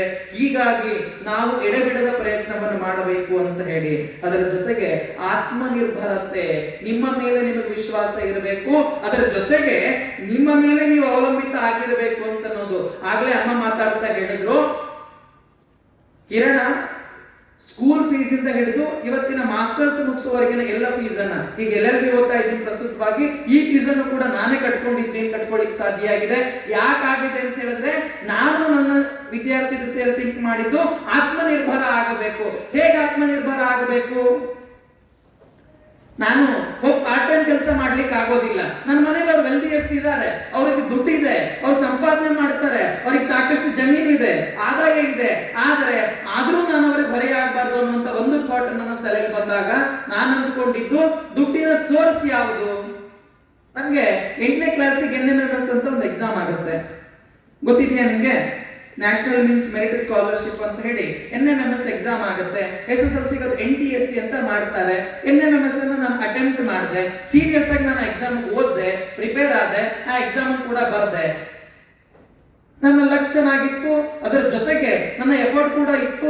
ಹೀಗಾಗಿ ನಾನು 8ನೇ ಕ್ಲಾಸಲ್ಲಿ ಎಕ್ಸಾಮ್ ಬರ್ದಾಗ ಕ್ಲಿಯರ್ ಮಾಡ್ಲಿಕ್ಕೆ ಸಾಧ್ಯ ಆಯಿತು. ವರ್ಷಕ್ಕೆ 6,000 ರೂಪಾಯಿ ಅಂದ್ರೆ ತಿಂಗಳಿಗೆ 500 ರೂಪಾಯಿ ಇತ್ತು ಆವಾಗ, ಈಗ 1,000 ರೂಪಾಯಿ ಆಗಿದೆ. ತಿಂಗಳಿಗೆ 500 ರೂಪಾಯಿ ಅಂತ ಹೇಳಿದ್ರೆ ವರ್ಷಕ್ಕೆ 6,000 ರೂಪಾಯಿ. ನನ್ನ ಸ್ಕೂಲ್ ಫೀಸ್ ಇದ್ದಿದ್ದು 6,000 ಆಗ ನನ್ಗೆ 6,000 ರೂಪಾಯಿ ಎಲ್ಲಿಂದ ಬರ್ತಾ ಇತ್ತು ಅಂತ ಹೇಳಿದ್ರೆ ನಾನು NMMS ಎಕ್ಸಾಮ್ ಇಂದ ಬರ್ತಾ ಇತ್ತು. ನನ್ನ ಸ್ಕೂಲ್ ಫೀಸ್ ಮನೇಲಿ ಕೇಳಿರೋ ಆಯ್ತಾ? ಅದು ನಾನು ಮನೇಲಿ ಕೇಳದೇ ಇರೋ ಫೀಸ್ ಕಟ್ಕೊಳ್ಳಿಕ್ಕೆ ಸಾಧ್ಯ ಆಯ್ತಾ? ಅದಾದ್ಮೇಲಿಂದ ಅನೇಕ ಕೋ-ಕರಿಕ್ಯುಲರ್ ಆಕ್ಟಿವಿಟಿಗಳು ಆಗುತ್ತೆ. ಭಾಷಣ ಸ್ಪರ್ಧೆ ಅಂತ ಮಾಡ್ತಾರೆ, ತಾಲೂಕಾ ಮಟ್ಟಗಳಲ್ಲಿ, ಜಿಲ್ಲಾ ಮಟ್ಟಗಳಲ್ಲಿ, ಬೇರೆ ಮಟ್ಟಗಳಲ್ಲಿ ಪ್ರಬಂಧ ಸ್ಪರ್ಧೆಗಳು ಅಂತ ಮಾಡ್ತಾರೆ, ಚಿತ್ರಕಲಾ ಸ್ಪರ್ಧೆಗಳು ಅಂತ ಮಾಡ್ತಾರೆ. ಆ ತರದ ಸ್ಪರ್ಧೆಗಳಿಗೆ ಹೋದಾಗ ಅಲ್ಲೊಂದು ಮಿನಿಮಮ್ ಪ್ರೈಸ್ ಅಮೌಂಟ್ ನೀಡ್ತಾರೆ ಟು ಎನ್ಕರೇಜ್ ಸ್ಟೂಡೆಂಟ್ಸ್. ಒಂದು 500, 1000, 2,000, 5,000 ಅಂತೆಲ್ಲ ಇಡ್ತಾರೆ. ಹೀಗೆ ಒಂದು ಸ್ಪರ್ಧೆಯಲ್ಲಿ ಭಾಗವಹಿಸಲಿಕ್ಕೆ ಕಾರಣ ನಾನು ಸ್ಪರ್ಧೆ ಗೆಲ್ಲಬೇಕು ಅಂತ ಅನ್ನೋದು, ಇನ್ನೊಂದು ಅದಕ್ಕೆ ಬೈ ಪ್ರಾಡಕ್ಟ್ ಆಗಿ ಬರ್ತಾ ಇದ್ದದ್ದು ಏನು ಅಂತ ಹೇಳಿದ್ರೆ ಹಣ. ಆ ಹಣ ಸಿಕ್ಕಿದ್ರೆ ನನ್ನ ಫೀಸ್ ನಾನು ಕಟ್ಕೊಳ್ಳಿಕ್ಕೆ ಸಾಧ್ಯ ಆಗುತ್ತೆ, ನನ್ನ ಖರ್ಚನ್ನು ನಾನು ತೆಗಿಲಿಕ್ಕೆ ಸಾಧ್ಯ ಆಗುತ್ತೆ. ನನ್ನ ಸ್ಕೂಲಿಗೆ ಬೇಕಾಗಿರೋ ಯೂನಿಫಾರ್ಮ್ ತಗೊಳ್ಬಹುದು, ಶೂಸ್ ತಗೊಳ್ಬಹುದು, ನನ್ನ ಸ್ಕೂಲಿಗೆ ಬೇಕಾಗಿರುವಂತ ನೋಟ್ಬುಕ್ಸ್ ಗಳನ್ನು ತಗೊಳ್ಬಹುದು, ನನಗೆ ಬೇಕಾಗಿರುವಂತ ವಸ್ತುಗಳನ್ನು ಖರೀದಿ ಮಾಡ್ಲಿಕ್ಕೆ ಸಾಧ್ಯ ಆಗುತ್ತೆ. ಹಿಂಗಾಗಿ ನಾನು ಸ್ಪರ್ಧೆಗಳಿಗೆ ಹೋಗ್ಬೇಕು ಅಂತ ನನಗೆ ಯಾವಾಗಲೂ ಅನಿಸ್ತಾ ಇತ್ತು. ಸ್ಪರ್ಧೆಗಳಿಗೆ ಹೋಗ್ತಾ ಇದ್ದೆ. ಪ್ರತಿ ಸ್ಪರ್ಧೆಗೆ ಹೋದಾಗ ಪ್ರಥಮ, ದ್ವಿತೀಯ, ತೃತೀಯ ಯಾವ್ದಾದ್ರು ಸ್ಥಾನ ಬಂದ್ರು ಒಂದಷ್ಟು ಹಣ ಅಂತೂ ಅಲ್ಲಿಂದ ಸಿಗ್ತಾ ಇತ್ತು, ಅದ್ರ ಜೊತೆ ಪ್ರಶಸ್ತಿನೂ ಸಿಗ್ತಾ ಇತ್ತು. ಹಾಗೆ ಮಾಡಿ ನಾನು ಒಟ್ಟು ಇದನ್ನ ನಾನು ಅಂತ ಮತ್ತೆ ಹೇಳುವಾಗ ನನಗೆ ಮತ್ತೆ ಅನಿಸ್ತಾ ಇದೆ, ಅಹಂ ಇದೆಯಲ್ಲ ಅದು ಇರಬಾರ್ದು ಅಂತ. ಆದ್ರೆ ಇದು ನಿಮ್ಮ ಹತ್ರ ಹಂಚ್ಕೊಳ್ಳಿಕ್ಕೆ ಕಾರಣ ಏನು ಕೇಳಿದ್ರೆ, ಬಹುಶಃ ನಿಮ್ಮಲ್ಲಿ 4-6 ಜನ ಹೀಗೆ ಮಾಡ್ಲಿಕ್ಕೆ ಸಾಧ್ಯ ಆದ್ರೆ ಬಹುಶಃ ನಿಮ್ಮ ಅಪ್ಪ ಅಮ್ಮನಿಗೆ ಆಗುವ ಒಂದ್ ಸ್ವಲ್ಪ ಹೊರೆಯನ್ನಾದ್ರೂ ನಾವು ಕೆಳಗಿಳಿಸ್ಲಿಕ್ಕೆ ಸಾಧ್ಯ ಆಗುತ್ತೆ ಅನ್ನೋ ಕಾರಣಕ್ಕೆ ನಾನು ಡಿಗ್ರಿ ಮುಗಿಸಿ ಆಚೆ ಬರಬೇಕಾದಾಗ ನನ್ನ ಕಡೆ ಇದ್ದಿದ್ದು ಒಟ್ಟು 3 ಲಕ್ಷ ಮೊತ್ತ, ನನ್ನ ಅಕೌಂಟ್ ಅಲ್ಲಿ ಇದ್ದಿದ್ದು, ನನ್ನ ಜೊತೆಗೆ ಇದ್ದಿದ್ದು 3 ಲಕ್ಷ ಹಣ. ನಾನು ಡಿಗ್ರಿ ಮುಗಿಸಿ ಆಚೆ ಬರಬೇಕಾದಾಗ, ನಾನು PG ಮುಗಿಸಿ ಆಚೆ ಬರಬೇಕಾದಾಗ ನನ್ನ ಹತ್ರ ಇದ್ದಿದ್ದು 5 ಲಕ್ಷ ಹಣ. ಅಂದ್ರೆ ನಾನು ನಿಮ್ಗೆ ಹೇಳ್ತಾ ಇರೋದು, ನಾನು ಫೀಸ್ ಕಟ್ಟಿ ಉಳಿದಿದ್ದಂತ ಹಣ ಅದು. ಪ್ರತಿ ವರ್ಷ ನಾನು ಡಿಗ್ರಿಲಿದ್ದಾಗ ಒಂದು ಸೆಮಿಸ್ಟರ್ಗೆ 15,000 17,000 ಕಟ್ತಾ ಇದ್ದೆ. ಅಂದ್ರೆ 35,000 ನಾನು ಒಂದು ವರ್ಷಕ್ಕೆ ಫೀಸ್ ಇರ್ತಾ ಇದ್ದೆ. 27,000 ನಾನು ಫಸ್ಟಿಗೆ ಕಟ್ಟಿದಂತ ಫೀಸು ಪರ್ ಇಯರ್ಗೆ. ಅದಾದ ನಂತರ ಅದು ಹೆಚ್ಚಿಗೆ ಹಾಕೊಂಡು ಹೋದಾಗ ನನಗೆ ಬೇರೆ ಬೇರೆ ಜರ್ನಲ್ಸ್ಗಳಿಗೆ, ಲ್ಯಾಬ್ ಮ್ಯಾನ್ಯುವಲ್ಸ್ಗಳಿಗೆ, ನನ್ನ ಯೂನಿಫಾರ್ಮ್ಗೆ, ಮತ್ತೊಂದಕ್ಕೆ ಮಗದೊಂದಕ್ಕೆ ಬೇಕಾದಾಗ ಮನೇಲಿ ಕೊಡ್ತಿರ್ಲಿಲ್ಲ ಅಂತಲ್ಲ, ಅವ್ರು ಕೊಡ್ತಾ ಇದ್ರು. ಆದ್ರೆ ಅವ್ರು ಕೊಟ್ಟಾಗಿಯೂ ಕೂಡ ನನ್ನ ಫೀಸ್ ನಾನೇ ಕಟ್ಕೊಳ್ಬೇಕು ಎನ್ನುವಂತ ಒಂದು ಪ್ರಜ್ಞೆ ನಮ್ಗೆ ಯಾವಾಗಲೂ ಇದ್ದ ಕಾರಣಕ್ಕಾಗಿ ನಾನು ಕಟ್ಕೊಳ್ಳೋ ಪ್ರಯತ್ನವನ್ನು ಮಾಡ್ತಾ ಇದ್ದೆ. ಪ್ಯಾರಲಲ್ ಸೆಮಿಸ್ಟರ್ಗಳ ಏನು ಫೀಸ್ ಇದೆಯೋ ಅದು ನಾನು ಕಟ್ಕೊಳ್ತಾ ಹೋಗ್ತಾ ಇದ್ದೆ. ಹಾಗೆ ಮಾಡ್ತಾ ಇದ್ದಿದ್ದಕ್ಕೆ ನನ್ನ ಮನೇಲಿ ಇವತ್ತಿಗೂ ಕೂಡ ನಾನು ಏನ್ ಮಾಡ್ತೀನೋ ಅದಕ್ಕೆ ಯಾವುದಕ್ಕೂ ಪ್ರಶ್ನೆ ಮಾಡೋದಿಲ್ಲ. ಯಾಕಂದ್ರೆ ಅವ್ರಿಗೊಂದು ಆತ್ಮವಿಶ್ವಾಸ ಇದೆ, ನಮ್ಮ ಮಗು ಏನ್ ಮಾಡಿದ್ರು ಕೂಡ ಒಳ್ಳೇದನ್ನೇ ಮಾಡ್ತಾನೆ, ಮತ್ತೆ ಅವನು ಈಗಲೇ ಅವನು ಆತ್ಮನಿರ್ಭರ ಆಗಿದ್ದಾನೆ ಅಂತ ಹೇಳೋದಾದ್ರೆ, ಅವನು ಫಿನಾನ್ಷಿಯಲ್ ಇಂಡಿಪೆಂಡೆಂಟ್ ಆಗಿದ್ದಾನೆ ಅಂತ ಅನ್ನೋದಾದ್ರೆ ಮುಂದೆ ಕೂಡ ಅವನು ಹಾಳಾಗ್ಲಿಕ್ಕೆ ಸಾಧ್ಯ ಇಲ್ಲ ಅನ್ನುವಂತ ಭರವಸೆ ಅವ್ರಿಗೆ ಮೂಡಿದ ಕಾರಣಕ್ಕಾಗಿ ನಾನು ಎಲ್ಲಾದ್ರೂ ಭಾಷಣಕ್ಕೆ ಹೋಗ್ತೀನಿ, ಉಪನ್ಯಾಸಕ್ಕೆ ಹೋಗ್ತೀನಿ, ಕಾರ್ಯಕ್ರಮಕ್ಕೆ ಹೋಗ್ತೀನಿ ಅಂತ ಅನ್ನೋದಾದ್ರೆ ತುಂಬಾ ಮುಕ್ತವಾಗಿ ಪ್ರೀತಿಯಿಂದ ಕಳಿಸಿಕೊಡ್ತಾರೆ. ಆ ವಿಶ್ವಾಸವನ್ನ ನಾವು ಮನೆಯಲ್ಲಿ ಬೆಳೆಸಬೇಕು. ನಮ್ಮ ಮನೆಯವ್ರಿಗೂ ಕೂಡ ಆ ವಿಶ್ವಾಸ ಬರುವಂತೆ ನಾವು ಕ್ರಿಯೇಟ್ ಮಾಡಬೇಕು. ಅದರ ಜೊತೆಗೆ ಸಾಧ್ಯ ಆದ್ರೆ ನಾವು ಆತ್ಮನಿರ್ಭರ ಆಗ್ಲಿಕ್ಕೆ ಪ್ರಯತ್ನವನ್ನು ಮಾಡಬೇಕು. ನಂಗೆ ತುಂಬಾ ಇನ್ಸ್ಪೈರ್ ಮಾಡಿರುವಂತ ಒಂದು ಸ್ಟೋರಿ, ಕಳೆದ ವರ್ಷ ಒಂದು ಹುಡುಗ ಆತ ತನ್ನ SSLC PUC ಎಕ್ಸಾಮ್ ಮುಗಿಸಿ ಆತನ ತಾತ ಪೆನ್ ಮಾಡ್ತಾ ಇದ್ರು. ತಾತನ ಜೊತೆಗೆ ಇವತ್ತಿಗೆ ಅವ್ರು ತುಂಬಾ ಫಿನಾನ್ಷಿಯಲಿ ಚೆನ್ನಾಗಿದ್ದಾರೆ ಮನೇಲಿ, ಆದ್ರೂ ಕೂಡ ಆ ಹುಡುಗ ಮಾರ್ಕೆಟ್ ಅಲ್ಲಿ ಪೆನ್ ಮಾರಕ್ ಹೋಗ್ತಾ ಇದ್ದ. ಅವನನ್ನ ಜೂನಿಯರ್ ಅಂಬಾನಿ ಏನು ಅಂತ ಹೇಳಿ ನಮ್ಮ ನ್ಯೂಸ್ನವ್ರು ಅದನ್ನ ತೋರಿಸಿದ್ರು ಕೂಡ ಆತ ಪೆನ್ ಮಾರ್ಲಿಕ್ಕೆ ಹೋಗ್ತಾ ಇದ್ದ. ಯಾಕೆ ಮಾರಕ್ ಹೋಗ್ತಿ ಅಂತ ಹೇಳಿದ್ರೆ, ನಾನೊಬ್ಬ ಬಿಸ್ನೆಸ್ ಮ್ಯಾನ್ ಆಗ್ಬೇಕು ಸರ್, ನಾನೊಬ್ಬ ಆಂಟರ್ಪ್ರಿನರ್ ಆಗ್ಬೇಕು, ನಾನು ಅಂಬಾನಿ ತರ ದೊಡ್ಡದಾಗಿ ಆಂಟರ್ಪ್ರಿನರ್ಶಿಪ್ ಅನ್ನ ನಡೆಸಬೇಕು, ಹಿಂಗಾಗಿ ನಾನು ಈಗಲಿಂದಾನೇ ಅದಕ್ಕೆ ಪ್ರಿಪೇರ್ ಆಗ್ತಾ ಇದ್ದೀನಿ, ನಾನು ಪೆನ್ ಮಾಡ್ತಾ ಇದ್ದೀನಿ ಅಂತ ಆ ಆತ್ಮನಿರ್ಭರತೆ ಇದೆಯಲ್ಲ, ಆ ಪ್ರಾಕ್ಟೀಸ್ ಇದೆಯಲ್ಲ, ಅದು ನಮ್ಮನ್ನು ಎಲ್ಲಿಗೋ ತಕೊಂಡು ಹೋಗುತ್ತೆ ಅಂತ. ಇವತ್ತು ನಮ್ಮ ಅಪ್ಪ ಅಮ್ಮ ಲಕ್ಷಾಂತರ ರೂಪಾಯಿ ಫೀಸ್ ಕಟ್ಟಿ ನಮ್ಮನ್ನ ಇಲ್ಲಿ ಕಳಿಸಬಹುದು, 1,000 ರೂಪಾಯಿ ಫೀಸ್ ಕಟ್ಟಿ ನಮ್ಮನ್ನ ಇಲ್ಲಿ ಕಳಿಸಬಹುದು, ನಮ್ಗೆ ಬೇಕಾಗಿರೋ ಎಲ್ಲವನ್ನೂ ಕೊಡಿಸಬಹುದು, ಅವ್ರಿಗೆ ಎಲ್ಲ ಇರ್ಬೋದು. ಇವತ್ತು ನಾವು ಅನುಭವಿಸಿದ್ದನ್ನು ನಮ್ಮ ಮಕ್ಕಳು ಅನುಭವಿಸಬಾರ್ದು ಅನ್ನೋ ಕಾರಣಕ್ಕಾಗಿ ನಮ್ಮ ಅಪ್ಪ ಅಮ್ಮ ಎಲ್ಲವನ್ನೂ ಕೊಡ್ತಾರೆ. ಆದಾಗ್ಯೂ ಕೂಡ ನಿಮ್ಮ ಅಪ್ಪ ಅಮ್ಮನ ಕಷ್ಟವನ್ನು ಅರ್ಥ ಮಾಡಿಕೊಂಡು, ನಿಮ್ಮ ಅಪ್ಪ ಅಮ್ಮ ಏನ್ ಕಷ್ಟ ಪಡ್ತಾ ಇದ್ದಾರೋ ಅದನ್ನ ನೀವು ಅಂಡರ್ಸ್ಟ್ಯಾಂಡ್ ಮಾಡಿಕೊಂಡು, ಯಾರು ಅಪ್ಪ ಅಮ್ಮನಿಗೆ ಸಹಕಾರಿ ಆಗ್ತೀರೋ ಅಥವಾ ಅಪ್ಪ ಅಮ್ಮನ ಕೆಲಸದಲ್ಲಿ ಭಾಗಿಯಾಗ್ತೀರೋ ಅಥವಾ ನೀವು ಒಂದಷ್ಟು ಒಳ್ಳೆಯ ಕೆಲಸವನ್ನು ಮಾಡುವ ಮೂಲಕ ಆತ್ಮನಿರ್ಭರಾಗಿ ಪ್ರಯತ್ನವನ್ನ ಮಾಡ್ತೀರೋ, ಅಂತ ಮಕ್ಕಳು ಒಳ್ಳೆಯ ವ್ಯಕ್ತಿಗಳಾಗಿ ಸಮಾಜದಲ್ಲಿ ಹೊರಹೊಮ್ಮಲಿಕ್ಕೆ ಸಾಧ್ಯ ಇದೆ. ಅಂತ ಮಕ್ಕಳು ಗ್ರೇಟ್ ಪರ್ಸನ್ಗಳು ಆಗ್ಲಿಕ್ಕೆ ಸಾಧ್ಯ ಇದೆ.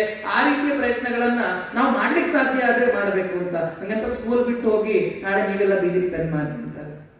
ಆದ್ರೆ ನಮ್ಮ ಮನೆಗಳಲ್ಲಿ ಅಪ್ಪ ಅಮ್ಮ ಏನೋ ಮಾಡ್ತಾ ಇರ್ತಾರೆ, ಯಾರೋ ಪ್ರಸೂತಿ ಮಾಡ್ತಾ ಇರ್ತಾರೆ, ಇನ್ಯಾರೋ ಕೃಷಿ ಕೆಲಸಗಳನ್ನು ಮಾಡ್ತಾ ಇರ್ತಾರೆ, ಇನ್ಯಾರೋ ಅಪ್ಪ ಅಮ್ಮಂದ್ರು ಏನೋ ಟೈಲರಿಂಗ್ ಕೆಲಸವನ್ನು ಮಾಡ್ತಾ ಇರ್ತಾರೆ. ಟೈಲರಿಂಗ್ ಕೆಲಸ ಮಾಡ್ಬೇಕಾದಾಗ ಶರ್ಟ್ ಗುಂಡಿ ಹಾಕೊಡೋ ಕೆಲಸ ನಾನು ಮಾಡ್ಬೋದಾ? ಕೃಷಿ ಕೆಲಸ ಮಾಡ್ಬೇಕಾದಾಗ ಮನೆಯಲ್ಲಿರೋ ಎತ್ತು ಎಮ್ಮಿಗಳ ಸಗಣಿ ನಾನು ಎತ್ತಲಿಕ್ಕೆ ಸಾಧ್ಯ ಆಗ್ಬೋದಾ? ಈ ರೀತಿ ಅಪ್ಪ ಅಮ್ಮನಿಗೆ ಸಣ್ಣ ಪುಟ್ಟ ಕೆಲಸಗಳಲ್ಲಿ ಸಹಕಾರಿ ಆಗ್ಬೋದಾ? ಆ ಮೂಲಕ ನಾನೊಂದಷ್ಟು ಕೆಲಸವನ್ನ ಕಲಿಯುವುದು, ಆತ್ಮನಿರ್ಭರ ಆಗುವಂತ ಒಂದು ಹೆಜ್ಜೆಯನ್ನು ಇಡುವುದು ಕೂಡ ಮಾಡ್ಲಿಕ್ಕೆ ಸಾಧ್ಯ ಆಗಬಹುದಾ ಎನ್ನುವುದನ್ನ ನಾವು ಯೋಚನೆ ಮಾಡಬೇಕಾಗಿದೆ. ಆ ನಿಟ್ಟಿನಲ್ಲಿ ಹೆಜ್ಜೆ ಇಟ್ಟಾಗ ಬಹುಶಃ ನಾವು ನಮ್ಮ ಬದುಕಿನಲ್ಲಿ ಸಕ್ಸೀಡ್ ಆಗ್ಲಿಕ್ಕೆ ಸಾಧ್ಯ ಇದೆ. ಇದರ ಜೊತೆಗೆ ನಾವು ತ್ಯಾಗ ಮತ್ತು ಸೇವೆ ಎನ್ನುವಂತ ಆದರ್ಶಗಳನ್ನು ಅಳವಡಿಸಿಕೊಳ್ಬೇಕು. ಇದನ್ನು ವಿವೇಕಾನಂದರು ಹೇಳ್ತಾರೆ, ತ್ಯಾಗ ಮತ್ತು ಸೇವೆ ಎನ್ನುವುದು ಭರತ ಖಂಡದ 2 ಬಹುದೊಡ್ಡ ಆದರ್ಶಗಳು. ಇದನ್ನು ಯಾರು ಜೀವನದಲ್ಲಿ ಸರಿಯಾಗಿ ಅಳವಡಿಸಿಕೊಳ್ತಾರೋ ಅವರು ಜಗತ್ತಿನ ಸರ್ವಶ್ರೇಷ್ಠರಾಗ್ತಾರೆ ಅಂತ ಹೇಳಿ. ತ್ಯಾಗ ಮಾಡೋದು ಅಂತ ಹೇಳಿದ್ರೆ ನಿಮ್ಮ ಆನ್ಸರ್ ಸೀಟನ್ನ ಇನ್ನೊಬ್ಬರಿಗೆ ಕೊಟ್ಟು ನೀವು ಸೇವೆ ಮಾಡೋದು ಅಂತಲ್ಲ, ಅಥವಾ ತ್ಯಾಗ ಮಾಡೋದು ಅಂತ ಹೇಳಿದ್ರೆ ನಿಮ್ಮ ಹತ್ರ ಇರುವಂತ ಎಲ್ಲವನ್ನೂ ಕೂಡ ಎತ್ಕೊಟ್ಬಿಟ್ಟು ತಗೊಂಡು ಹೋಗು ಅಂತ ಹೇಳೋದು ಅಂತದ್ದು ಅಲ್ಲ. ಆದ್ರೆ ಈ ನಮ್ಮ ಮಟ್ಟಿಗೆ ಇಳಿಸಿ ಹೇಳುವುದಾದ್ರೆ ತ್ಯಾಗ ಬಹುದೊಡ್ಡ ಆದರ್ಶ. ಆದ್ರೆ ಅದನ್ನ ನಮ್ಮ ಮಟ್ಟಿಗೆ ಇಳಿಸಿ ಅಥವಾ ನಿಮ್ಮ ಮಟ್ಟಿಗೆ ಇಳಿಸಿ ಹೇಳುವುದಾದ್ರೆ, ಈಗ ಸುಮ್ಮನೆ ನಾವು ಬಸ್ಸಲ್ಲಿ ಬರ್ತಾ ಇರ್ತೀವಿ ಅಂತ ಅನ್ಕೊಳ್ಳೋಣ, ಸರ್ಕಾರಿ ಬಸ್ಸಲ್ಲಿ ಹೋಗ್ತಾ ಇದ್ದೀವಿ. ಬಸ್ಸಲ್ಲಿ ಹೋಗ್ಬೇಕಾದಾಗ ಯಾರೋ ಹಿರಿಯರು ಬರ್ತಾರೆ, ಹಿರಿಯರು ಬಂದಾಗ ನಿಂತ್ಕೊಳ್ಳಿಕ್ಕೆ ಸಾಧ್ಯ ಆಗೋದಿಲ್ಲ, ಅವ್ರಿಗೆ ನಾವು ಸೀಟ್ ಬಿಟ್ಕೊಡ್ಬೋದು. ಇದು ತ್ಯಾಗ ಅಲ್ಲ ಆದ್ರೂ ಹೇಳ್ತಾ ಇದ್ದೀನಿ ನಾನು. ಅಂದ್ರೆ ನಮ್ಮ ಮಟ್ಟಿಗೆ ಅನ್ಕೊಳ್ಬೋದೇನೋ ಅಷ್ಟೇ. ಆದ್ರೆ ಸೀಟ್ ಬಿಟ್ಕೊಳ್ಳಿಕ್ಕೆ ಸಾಧ್ಯ ಆಗ್ಬೋದಾ? ಅಥವಾ ಅಲ್ಲಿ ಇನ್ಯಾರನ್ನ ಕೂರಿಸ್ಲಿಕ್ಕೆ ಸಾಧ್ಯ ಆಗ್ಬೋದಾ? ಅಂದ್ರೆ ಹಿರಿಯರಿಗೆ ಕೂರಿಸ್ಲಿಕ್ಕೆ ಸಾಧ್ಯ ಆಗ್ಬೋದಾ? ಗರ್ಭಿಣಿಯರು ಬಂದಾಗ ಅವ್ರಿಗೆ ಕೂರ್ಲಿಕ್ಕೆ ಅವಕಾಶ ಮಾಡ್ಕೊಡ್ಲಿಕ್ಕೆ ಸಾಧ್ಯ ಆಗ್ಬೋದಾ? ಅಥವಾ ಇನ್ಯಾರೋ ಆಗದೆ ಇರುವಂತವ್ರು ಫಿಸಿಕಲ್ ಹ್ಯಾಂಡಿಕ್ಯಾಪ್ ಅಂತ ಬಂದಾಗ ಅವರಿಗೆ ಅಲ್ಲಿ ಕೂತ್ಕೊಳ್ಳಿಕ್ಕೆ ಅವಕಾಶ ಮಾಡ್ಕೊಡ್ಬೋದಾ? ಆ ತರದ ಯೋಚನೆಗಳನ್ನ ನಾವು ಮಾಡಬೇಕಾಗಿದೆ. ಆಮೇಲೆ ಸಮಾಜದಲ್ಲಿ ಇನ್ನೆಲ್ಲೋ ರಸ್ತೆಯಲ್ಲಿ ಒಂದು ಕಲ್ಲು ಬಿದ್ದಿರುತ್ತೆ, ಅದನ್ನ ಎತ್ತಾಕ್ ಹೋಗ್ಬೇಕು. ಅದು ಹಿಂದೆ ಮೊನ್ನೆ ಮಾತಾಡ್ತಾ ಸುಮಮ್ಮ ಹೇಳ್ತಾ ಇದ್ರು, ನಾನು ಮಾಡಿರುವ ಒಳ್ಳೆ ಕೆಲಸಗಳು ಅಂತ ಒಂದು ಪಟ್ಟಿ ಬರೀಬೇಕಾದಾಗ ನಾವು ಸ್ಕೂಲಲ್ಲಿ ಅವಾಗ ಹಿಂದೆ ಮಾಡಿಸ್ತಾ ಇದ್ರು. ನಾವೇನ್ ಮಾಡ್ತಾ ಇದ್ವಿ ಅಂತ ಹೇಳಿದ್ರೆ, ರಸ್ತೆ ರಸ್ತೆಯಲ್ಲಿ ಕಲ್ಲು ಬಿದ್ದಿಲ್ಲ ಅಂತ ಹೇಳಿದ್ರೆ ಕಲ್ಲು ಇಟ್ಬಿಟ್ಟು ಅದನ್ನ ಎತ್ತಿ ಸೈಡಿಗೆ ಹಾಕಿ ನಾನಿವತ್ತು ರಸ್ತೆಯಲ್ಲಿ ಬಿದ್ದ ಕಲ್ಲನ್ನ ತೆಗೆದು ಹಾಕಿ ಬಂದೆ, ನಾನಿವತ್ತು ರಸ್ತೆಯಲ್ಲಿ ಬಿದ್ದ ಮುಳ್ಳಿನ ಕಡ್ಡಿ ತೆಗೆದು ಹಾಕಿ ಬಂದೆ, ಹೆಂಗ್ ಮಾಡೋದಲ್ಲ. ಅಂದ್ರೆ ದಿನಕ್ಕೊಂದು ಒಳ್ಳೆ ಕೆಲಸ ನಾವೇನಾದ್ರೂ ಮಾಡಿದ್ವಾ ಅಂತ ಅನ್ನೋದನ್ನ ನಾವು ರಾತ್ರಿ ಮಲಗಬೇಕಾದಾಗ ನಾವು ನಮ್ಮ ಮನಸ್ಸಲ್ಲಿ ರಿವೈಂಡ್ ಮಾಡ್ಕೊಳ್ಬೇಕು. ಏನ್ ಮಾಡ್ದೆ ಇವತ್ತು ನಾನು, ಏನಾದ್ರೂ ಒಂದು ಒಳ್ಳೆ ಕೆಲಸ ಮಾಡದ್ನ, ಯಾರಿಗಾದ್ರೂ ಒಂದು ಸೇವೆ ಮಾಡದ್ನ, ನಾನು ಯಾರಿಗಾದ್ರೂ ಒಂದು ಉಪಕಾರ ಮಾಡಿದ್ನ, ಯಾರಿಗಾದ್ರೂ ಒಂದೊಂದು ಹೆಲ್ಪ್ ಮಾಡದ್ನ, ನಿಮ್ದೇನೋ ಮಾಡ್ಲಿಕ್ಕೆ ಸಾಧ್ಯ ಆಯ್ತಾ ಅಂತ ಅನ್ನೋದನ್ನ ನಾವು ನಿತ್ಯ ನಾನು ಮಾಡಿರುವಂತ ಒಳ್ಳೆ ಕೆಲಸಗಳು ಮತ್ತು ಮಾಡಬಾರ್ದಾಗಿರ್ತಕ್ಕಂಥ ಕೆಲಸಗಳು ಆ ತರದ ಪಟ್ಟಿಯನ್ನು ಮಾಡ್ಕೊಳ್ಬೇಕು. ಪಟ್ಟಿಯನ್ನು ಮಾಡಿಕೊಂಡು ಅಲ್ಲಿ ಈ ತರದನ್ನು ಬರೆಯೋದಲ್ಲ, ನಾ ಆಗ್ಲೇ ಹೇಳಿದ್ನಲ್ಲ, ಕಲ್ಲೆತ್ತಿಟ್ಟು ನಾವೇ ಅದನ್ನ ವಾಪಸ್ ತೆಗೆದಿಟ್ಟು ನಾನು ಹಿಂಗ್ ಮಾಡಿದೆ ಅಂತ ಆ ತರದಲ್ಲಿ ಬರೆಯೋದಲ್ಲ. ಬದಲಾಗಿ ನಾವು ಜೆನ್ಯೂನ್ಲಿ ಸತ್ಯವಾಗಿಯೂ ಕೂಡ ಈ ತರದ ಒಂದು ಕೆಲಸವನ್ನು ಮಾಡಿದ್ವಿ ಅಂತ ಅನ್ನೋದನ್ನ ಮಾಡಿದ್ವಾ ಎನ್ನುವುದನ್ನು ಯೋಚನೆ ಮಾಡಿ ಹಾಗೆ ಬರೆಯುವ ರೂಢಿಯನ್ನು ಮಾಡ್ಕೊಳ್ಬೇಕು. ಖಂಡಿತವಾಗ್ಲೂ ಕೂಡ ನಮ್ಮ ವ್ಯಕ್ತಿತ್ವ ಮತ್ತಷ್ಟು ಅದ್ಭುತವಾಗ್ಲಿಕ್ಕೆ ಸಾಧ್ಯ ಇದೆ. ಅದ್ರ ಜೊತೆಗೆ ಯಾರಾದ್ರೂ ವಿವೇಕಾನಂದರು ಹೇಳ್ತಾರೆ, ದರಿದ್ರ ನಾರಾಯಣ ದೇವೋಭವ ಅಂತಂದ್ರೆ ದರಿದ್ರ ನಾರಾಯಣ ಸೇವೆಯನ್ನು ಮಾಡಬೇಕು. ದರಿದ್ರರು ಕೂಡ ದೇವರ ಸಮಾನ, ಚಾಂಡಾಲರು ನನ್ನ ಸಹೋದರರು, ಯಾರು ನೀಚ ಕುಲದಲ್ಲಿದ್ದಾರೆ ಅಂತ ಹೇಳಿದ್ರು ಅವರು ಕೂಡ ನನ್ನ ಸಹೋದರರು, ಎಲ್ಲರೂ ಕೂಡ ನನ್ನ ಸಹೋದರರು, ಅವರು ಕೂಡ ನನ್ನ ಮನೆಯ ಬಾಂಧವರು ಎನ್ನುವಂತ ಭಾವ ನನ್ನಲ್ಲಿ ಬರಬೇಕು ಅಂತ ಹೇಳಿ ಆ ರೀತಿಯ ಭಾವವನ್ನ ನಾವು ತಳಿಬೇಕಾಗಿದೆ. ಯಾರಾದ್ರೂ ಒಬ್ಬ ಭಿಕ್ಷುಕ ಬಂದಿದ್ದಾನೆ ಅಂತ ಅನ್ನೋದಾದ್ರೆ ಅವನಿಗೆ ಭಿಕ್ಷೆ ಹಾಕೋದು ಮಾತ್ರ ಅಲ್ಲ, ಅವನ್ ಭಿಕ್ಷೆ ಬೇಡದೇ ಇರೋ ತರ ನಾವು ಮಾಡ್ಲಿಕ್ಕೆ ಸಾಧ್ಯ ಆಗುತ್ತಾ? ಭಿಕ್ಷೆ ಬೇಡದೇ ಇರೋ ಮಾಡ್ಲಿಕ್ಕೆ ಸಾಧ್ಯ ಆಗುತ್ತಾ ಅಂತ ಹೇಳಿದ್ರೆ ಹೊಡೆಯೋದು ಅಥವಾ ಅವನಲ್ಲಿಂದ ಓಡಿಸೋದು ಅಲ್ಲ. ಅಂದ್ರೆ ಅವನ ಪರಿಸ್ಥಿತಿ ಏನೋ ಅದನ್ನ ನಾನೇನೋ ಸರಿ ಮಾಡುವ ಪ್ರಯತ್ನವನ್ನು ಮಾಡ್ಬೋದಾ, ಆ ರೀತಿ ಏನಾರ ಮಾಡ್ಲಿಕ್ಕೆ ಸಾಧ್ಯ ಆಗುತ್ತಾ? ಅಥವಾ ಯಾರೋ ವಯೋವೃದ್ಧರು ಬಸ್ ಸ್ಟಾಪ್ ಅಲ್ಲಿ ಕೂತ್ಕೊಂಡಿದ್ದಾರೆ, ಬಸ್ ಸ್ಟಾಪ್ ಅಲ್ಲಿ ಅವ್ರ ದಿನ ನಾವು ನೋಡ್ತಾ ಇದ್ದೀವಿ, ಅವ್ರ ದಿನ ಅಲ್ಲೇ ಇರ್ತಾರೆ, ಅವರನ್ನ ಯಾವ್ದಾದ್ರು ವೃದ್ಧಾಶ್ರಮಕ್ಕೆ ಸೇರಿಸುವ ಪ್ರಯತ್ನವನ್ನು ಮಾಡ್ಬೋದಾ? ಯಾಕಂದ್ರೆ ಅವ್ರ ಮನೆಯವರನ್ನು ನೋಡ್ಕೊತಾ ಇಲ್ಲ, ಭಿಕ್ಷೆ ಬೇಡ್ತಾ ಇದ್ದಾರೆ, ಏನ್ ನಿಮ್ ಸಮಸ್ಯೆ ಅಂತ ಒಂದೆರಡು ಮಾತನ್ನ ಅವ್ರು ಮಾತಾಡಿಸಬಹುದಾ? ಮಾತಾಡಿಸಿ ಅವ್ರಿಗೊಂದು ಏನಾದ್ರೂ ನಾವು ಮಾರ್ಗವನ್ನು ಕಲ್ಪಿಸಿಕೊಡಬಹುದಾ? ಆ ರೀತಿ ಯೋಚನೆಗಳನ್ನ ನಾವು ಮಾಡಬೇಕು. ಆಗ ನಮ್ಮ ವ್ಯಕ್ತಿತ್ವ ಮತ್ತಷ್ಟು ಸದೃಢ ಆಗ್ಲಿಕ್ಕೆ ಸಾಧ್ಯ ಇದೆ. ಅದರ ಜೊತೆಗೆ ನಮ್ಮ ಚಾರಿತ್ರ್ಯದ ನಿರ್ಮಾಣ ಆಗಬೇಕು ಅಂತ. ಚಾರಿತ್ರ್ಯ ನಿರ್ಮಾಣ ಅಂತ ಹೇಳಿದ್ರೆ ಮತ್ತೆ ಇದೊಂದು ಚೂರು ಆಳಕ್ಕೆ ಹೋಗ್ಬೇಕಾಗತ್ತೆ. ಒಟ್ಟು ಸಂಸ್ಕಾರಗಳ ಫಲ ಅದು ಚಾರಿತ್ರ್ಯ ಅಂತ ಹೇಳ್ತೀವಿ. ಅಂದ್ರೆ ನಾವು ಹಿಂದಿನ ಜನ್ಮದಲ್ಲಿ ಮಾಡಿರುವಂತ ಕರ್ಮಗಳು, ಅದರ ಫಲ, ಅದು ಒಳ್ಳೆಯದು ಕೆಟ್ಟದ್ದು ಎಲ್ಲ ಸೇರಿ ಈ ಜನ್ಮದಲ್ಲಿ ಬಂದಿದೆ ಅಂತೆಲ್ಲ ಹೇಳ್ತಿರ್ತಾರೆ ಅಲ್ವಾ. ಈ ಕರ್ಮ ಫಲ ಅಂತ ಅನ್ನೋದಿದೆಯಲ್ಲ, ಇದೊಂದು ಇದೆ. ಅದನ್ನ ನಾವು ಇವತ್ತಿಗೆ ನನಗೆ ಹೀಗಿದ್ದೀನಿ, ಇನ್ನು ಮುಂದೆ ನಾನು ಹೇಗಿರಬೇಕು ಅಂತ ಅನ್ನೋದನ್ನ ನೋಡ್ಕೊಂಡು ಸರಿಯಾಗಿ ಈ ಶೀಲದ ನಿರ್ಮಾಣವನ್ನು ಮಾಡ್ಕೊಳ್ಬೇಕು. ಶೀಲ ಅಂತ ಹೇಳೋದನ್ನ ಹೆಣ್ಮಕ್ಳಿಗೆ ಅಷ್ಟೇ ಇದೆ ಅಂತ ನಾವು ಅನ್ಕೊಂಡಿದ್ದೀವಿ. ಈ ಫಿಲಂಗಳಲ್ಲೆಲ್ಲ ತೋರಿಸಿ ಅದನ್ನ ಫ್ಯಾಂಟಸೈಸ್ ಮಾಡಿದ್ದಾರೆ. ಆದ್ರೆ ಶೀಲ ಅಂತ ಎನ್ನುವುದು ಅದು ಒಟ್ಟು ಸತ್ಕರ್ಮಗಳ ಫಲ.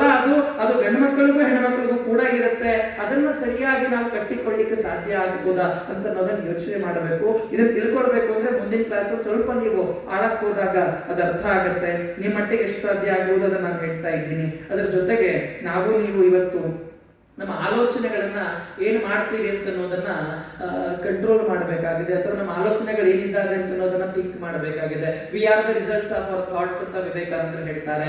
ನಾವೇನಾಗಿದ್ದೀವೋ ಅದು ನಮ್ಮ ಚಿಂತನೆಯ ಕಾರಣಕ್ಕಾಗಿ, ನಾವೇನ್ ಥಿಂಕ್ ಮಾಡ್ತಾ ಇದ್ವೋ ಅದರ ತತ್ವ ಪರಿಣಾಮವಾಗಿ ಇವತ್ತು ನಾವು ಹೀಗಾಗಿದ್ದೀವಿ, ಮುಂದೆ ಕೂಡ ಹಾಗೇನೆ ನಾವು ಏನಾಗ್ತೀವಿ ಅಂತ ಅನ್ನೋದು ಅದು ನಮ್ಮ ಚಿಂತನೆಗಳ ಫಲವೇ, ನಮ್ಮ ಥಾಟ್ಸ್ ನ ಫಲವೇ ಅದು. ಹಿಂಗಾಗಿ ನಾವು ಏನ್ ಯೋಚನೆ ಮಾಡ್ತೀವೋ ಅದ್ರ ಬಗ್ಗೆ ತುಂಬಾ ಕೇರ್ಫುಲ್ ಆಗಿ ನಮ್ಮ ಥಾಟ್ಸ್ ಗಳೇ ನಮ್ಮನ್ನ ಡಿಸೈಡ್ ಮಾಡೋದು, ನಮ್ಮ ನಿರ್ಮಾಣ ಮಾಡೋದು. ಹೀಗಾಗಿ ನಮ್ಮ ಚಿಂತನೆಗಳ ಬಗ್ಗೆ ನಮಗೆ ಯಾವಾಗ್ಲೂ ಕೂಡ, ನಮ್ಮ ಆಲೋಚನೆಗಳ ಬಗ್ಗೆ ನಮಗೆ ಯಾವಾಗ್ಲೂ ಕೂಡ ಒಂದು ಕಾಳಜಿ ಇರಬೇಕು. ಅದ್ರ ಬಗ್ಗೆ ತುಂಬಾ ನಾವು ಫೋಕಸ್ಡ್ ಆಗಿರ್ಬೇಕು, ತುಂಬಾ ಯೋಚನೆ ಮಾಡಬೇಕು. ನಾವೇನಾದ್ರು ತಲೆಯಲ್ಲಿ ಯೋಚನೆ ಮಾಡ್ತೀವಿ ಅಂತ ಅನ್ನುವಾಗ ನಮ್ಮ ತಲೆಯಲ್ಲಿ ಬರಬೇಕೋ ಬೇಡವೋ ಅಂತ ಹೇಳಿ. ಯಾಕೆ ಅಂತ ಹೇಳಿದ್ರೆ ನಿಮ್ಮ ತಲೆಯಲ್ಲಿ ಬಂದಿದ್ದು ನಂತರ ಅದು ಬಾಯಲ್ಲಿ ಬರುತ್ತೆ, ಮನಸ್ಸಿಗೂ ಉಳಿಯುತ್ತೆ, ಅದ ನಂತರ ಅದು ನಿಮ್ಮಿಂದ ಕೆಲಸ ಮಾಡ್ಲಿಕ್ಕೂ ಶುರು ಮಾಡಿಸುತ್ತೆ. ಹೀಗೆ ನಿಮ್ಮ ವ್ಯಕ್ತಿತ್ವ ಎನ್ನುವುದು ನಿರ್ಮಾಣ ಆಗುವುದು ನಿಮ್ಮ ಚಿಂತನೆಗಳ ತತ್ಫಲವಾಗಿ. ಹೀಗಾಗಿ ಏನ್ ಥಿಂಕ್ ಮಾಡ್ತೀವಿ ಅಂತ ಅನ್ನೋದನ್ನ ತುಂಬಾ ಕಾಳಜಿಯಿಂದ, ತುಂಬಾ ಕೇರ್ಫುಲ್ ಆಗಿ ನಾವು ಅದನ್ನ ಇವತ್ತು ತಗೊಳ್ಬೇಕಾಗಿದೆ. ಹಾಗೆ ಥಿಂಕ್ ಮಾಡಿದಾಗ ಮಾತ್ರ ನಾವು ಒಂದು ಅದ್ಭುತವಾದ ವ್ಯಕ್ತಿತ್ವವನ್ನು ಕಟ್ಟಿಕೊಳ್ಳಿಕ್ಕೆ ಸಾಧ್ಯ ಆಗುತ್ತೆ. ಅದ್ರ ಜೊತೆಗೆ ನೆಗೆಟಿವ್ ಥಾಟ್ಸ್ ಅನ್ನು ನಮ್ಮಿಂದ ಆಚೆ ಇಡಬೇಕು.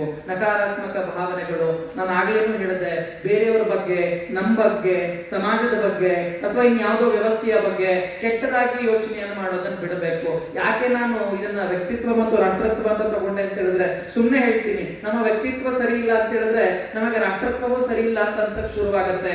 ನಾವು ಸುಮ್ಮನೆ ಹೇಳಿ, ಎಷ್ಟು ಜನ ಈ ರಾಷ್ಟ್ರದ ಇವತ್ತಿಗೂ ನಾವು ಎಸ್ಸೆಗಳನ್ನು ಬರಿತಾ ಇರ್ತೀವಿ. ಈ ದೇಶದಲ್ಲಿ ಬಡತನ ಇದೆ, ಹೌದಾನೆ?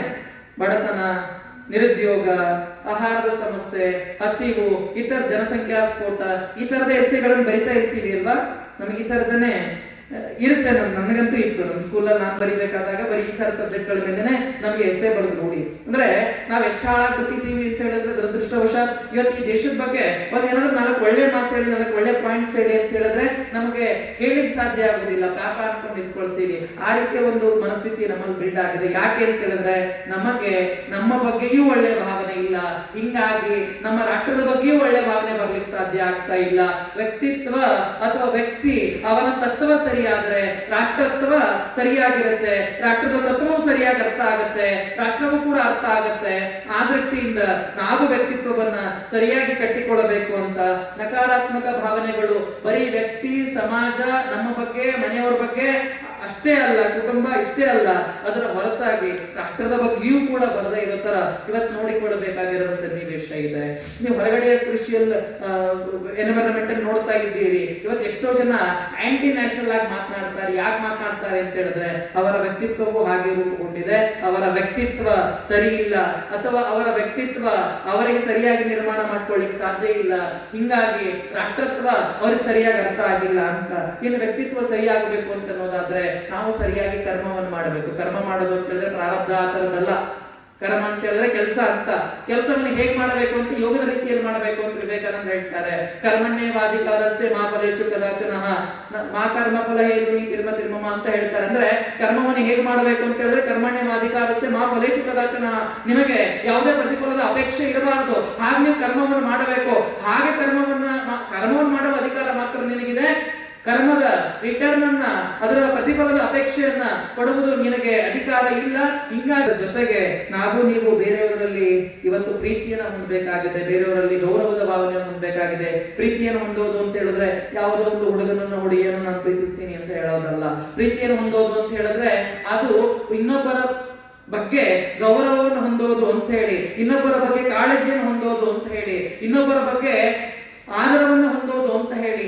ಅದು ಇವತ್ತಿನ ಫ್ಯಾಂಟಸೈಸ್ಡ್ ಲವ್ ಅಲ್ಲ, ಅದು ಪ್ರೀತಿ ಅಂತ ಹೇಳಿದ್ರೆ ಅದು ಗೌರವದ ಭಾವನೆ, ಇನ್ನೊಬ್ಬರ ಬಗ್ಗೆ ಇರಬೇಕಾಗಿದ್ದ ರೆಸ್ಪೆಕ್ಟ್, ಅದನ್ನ ಇವತ್ತು ನಾವು ಬೆಳೆಸಿಕೊಳ್ಬೇಕಾಗಿದೆ. We should control our emotions. ನಮ್ಗೆ ಗೊತ್ತಿದೆ ಈ ವಯಸ್ಸಲ್ಲಿ ಆಗುವಂತ ದೈಹಿಕ ಬದಲಾವಣೆಯಿಂದ ನಮ್ಮಲ್ಲಿ ಒಂದಷ್ಟು ಬೇರೆ ತರದ ಭಾವನೆಗಳು ಒಡಮೂಡುತ್ತಿರುವಾಗ ಇದು ಎಲ್ಲವನ್ನ ನಾವು ಏನ್ ಮಾಡಬೇಕು, ಏನ್ ಮಾಡಬಾರದು ಎನ್ನುವುದನ್ನ ಥಿಂಕ್ ಮಾಡಿ ಆ ನಿಟ್ಟಿನಲ್ಲಿ ಸಾಗ್ಲಿಕ್ಕೆ ಸಾಧ್ಯ ಆಗೋದಾದ್ರೆ ನಾವು ಒಳ್ಳೆಯ ವ್ಯಕ್ತಿತ್ವವನ್ನು ನಿರ್ಮಾಣ ಮಾಡಿಕೊಳ್ಳಿಕ್ಕೆ ಸಾಧ್ಯ ಆಗುತ್ತೆ. ಅದರ ಜೊತೆಗೆ ನಮ್ಮ ದೌರ್ಬಲ್ಯಗಳನ್ನ ನಾವು ಮೀರಬೇಕು. ನಾವೆಲ್ಲರೂ ಕೂಡ ವೀರರಾಗಬೇಕು, ನಾವೆಲ್ಲರೂ ಕೂಡ ಧೈರ್ಯವಂತರಾಗಬೇಕು. ನಮ್ಮ ಬದುಕನ್ನ ಸರಿಯಾಗಿ ಕಟ್ಟಿಕೊಳ್ಳಿಕ್ಕೆ ನಾವು ಸತ್ಯ, ನ್ಯಾಯ, ನಿಷ್ಠೆ, ಪ್ರಾಮಾಣಿಕತೆ ಈ ತರದ ಗುಣಗಳನ್ನ ಸರಿಯಾಗಿ ಬೆಳೆಸಿಕೊಳ್ಬೇಕು. ನಮ್ಮ ಬದುಕಿನಲ್ಲಿ ಒಳ್ಳೆಯ ಆದರ್ಶಗಳನ್ನ ಹೊಂದಬೇಕು.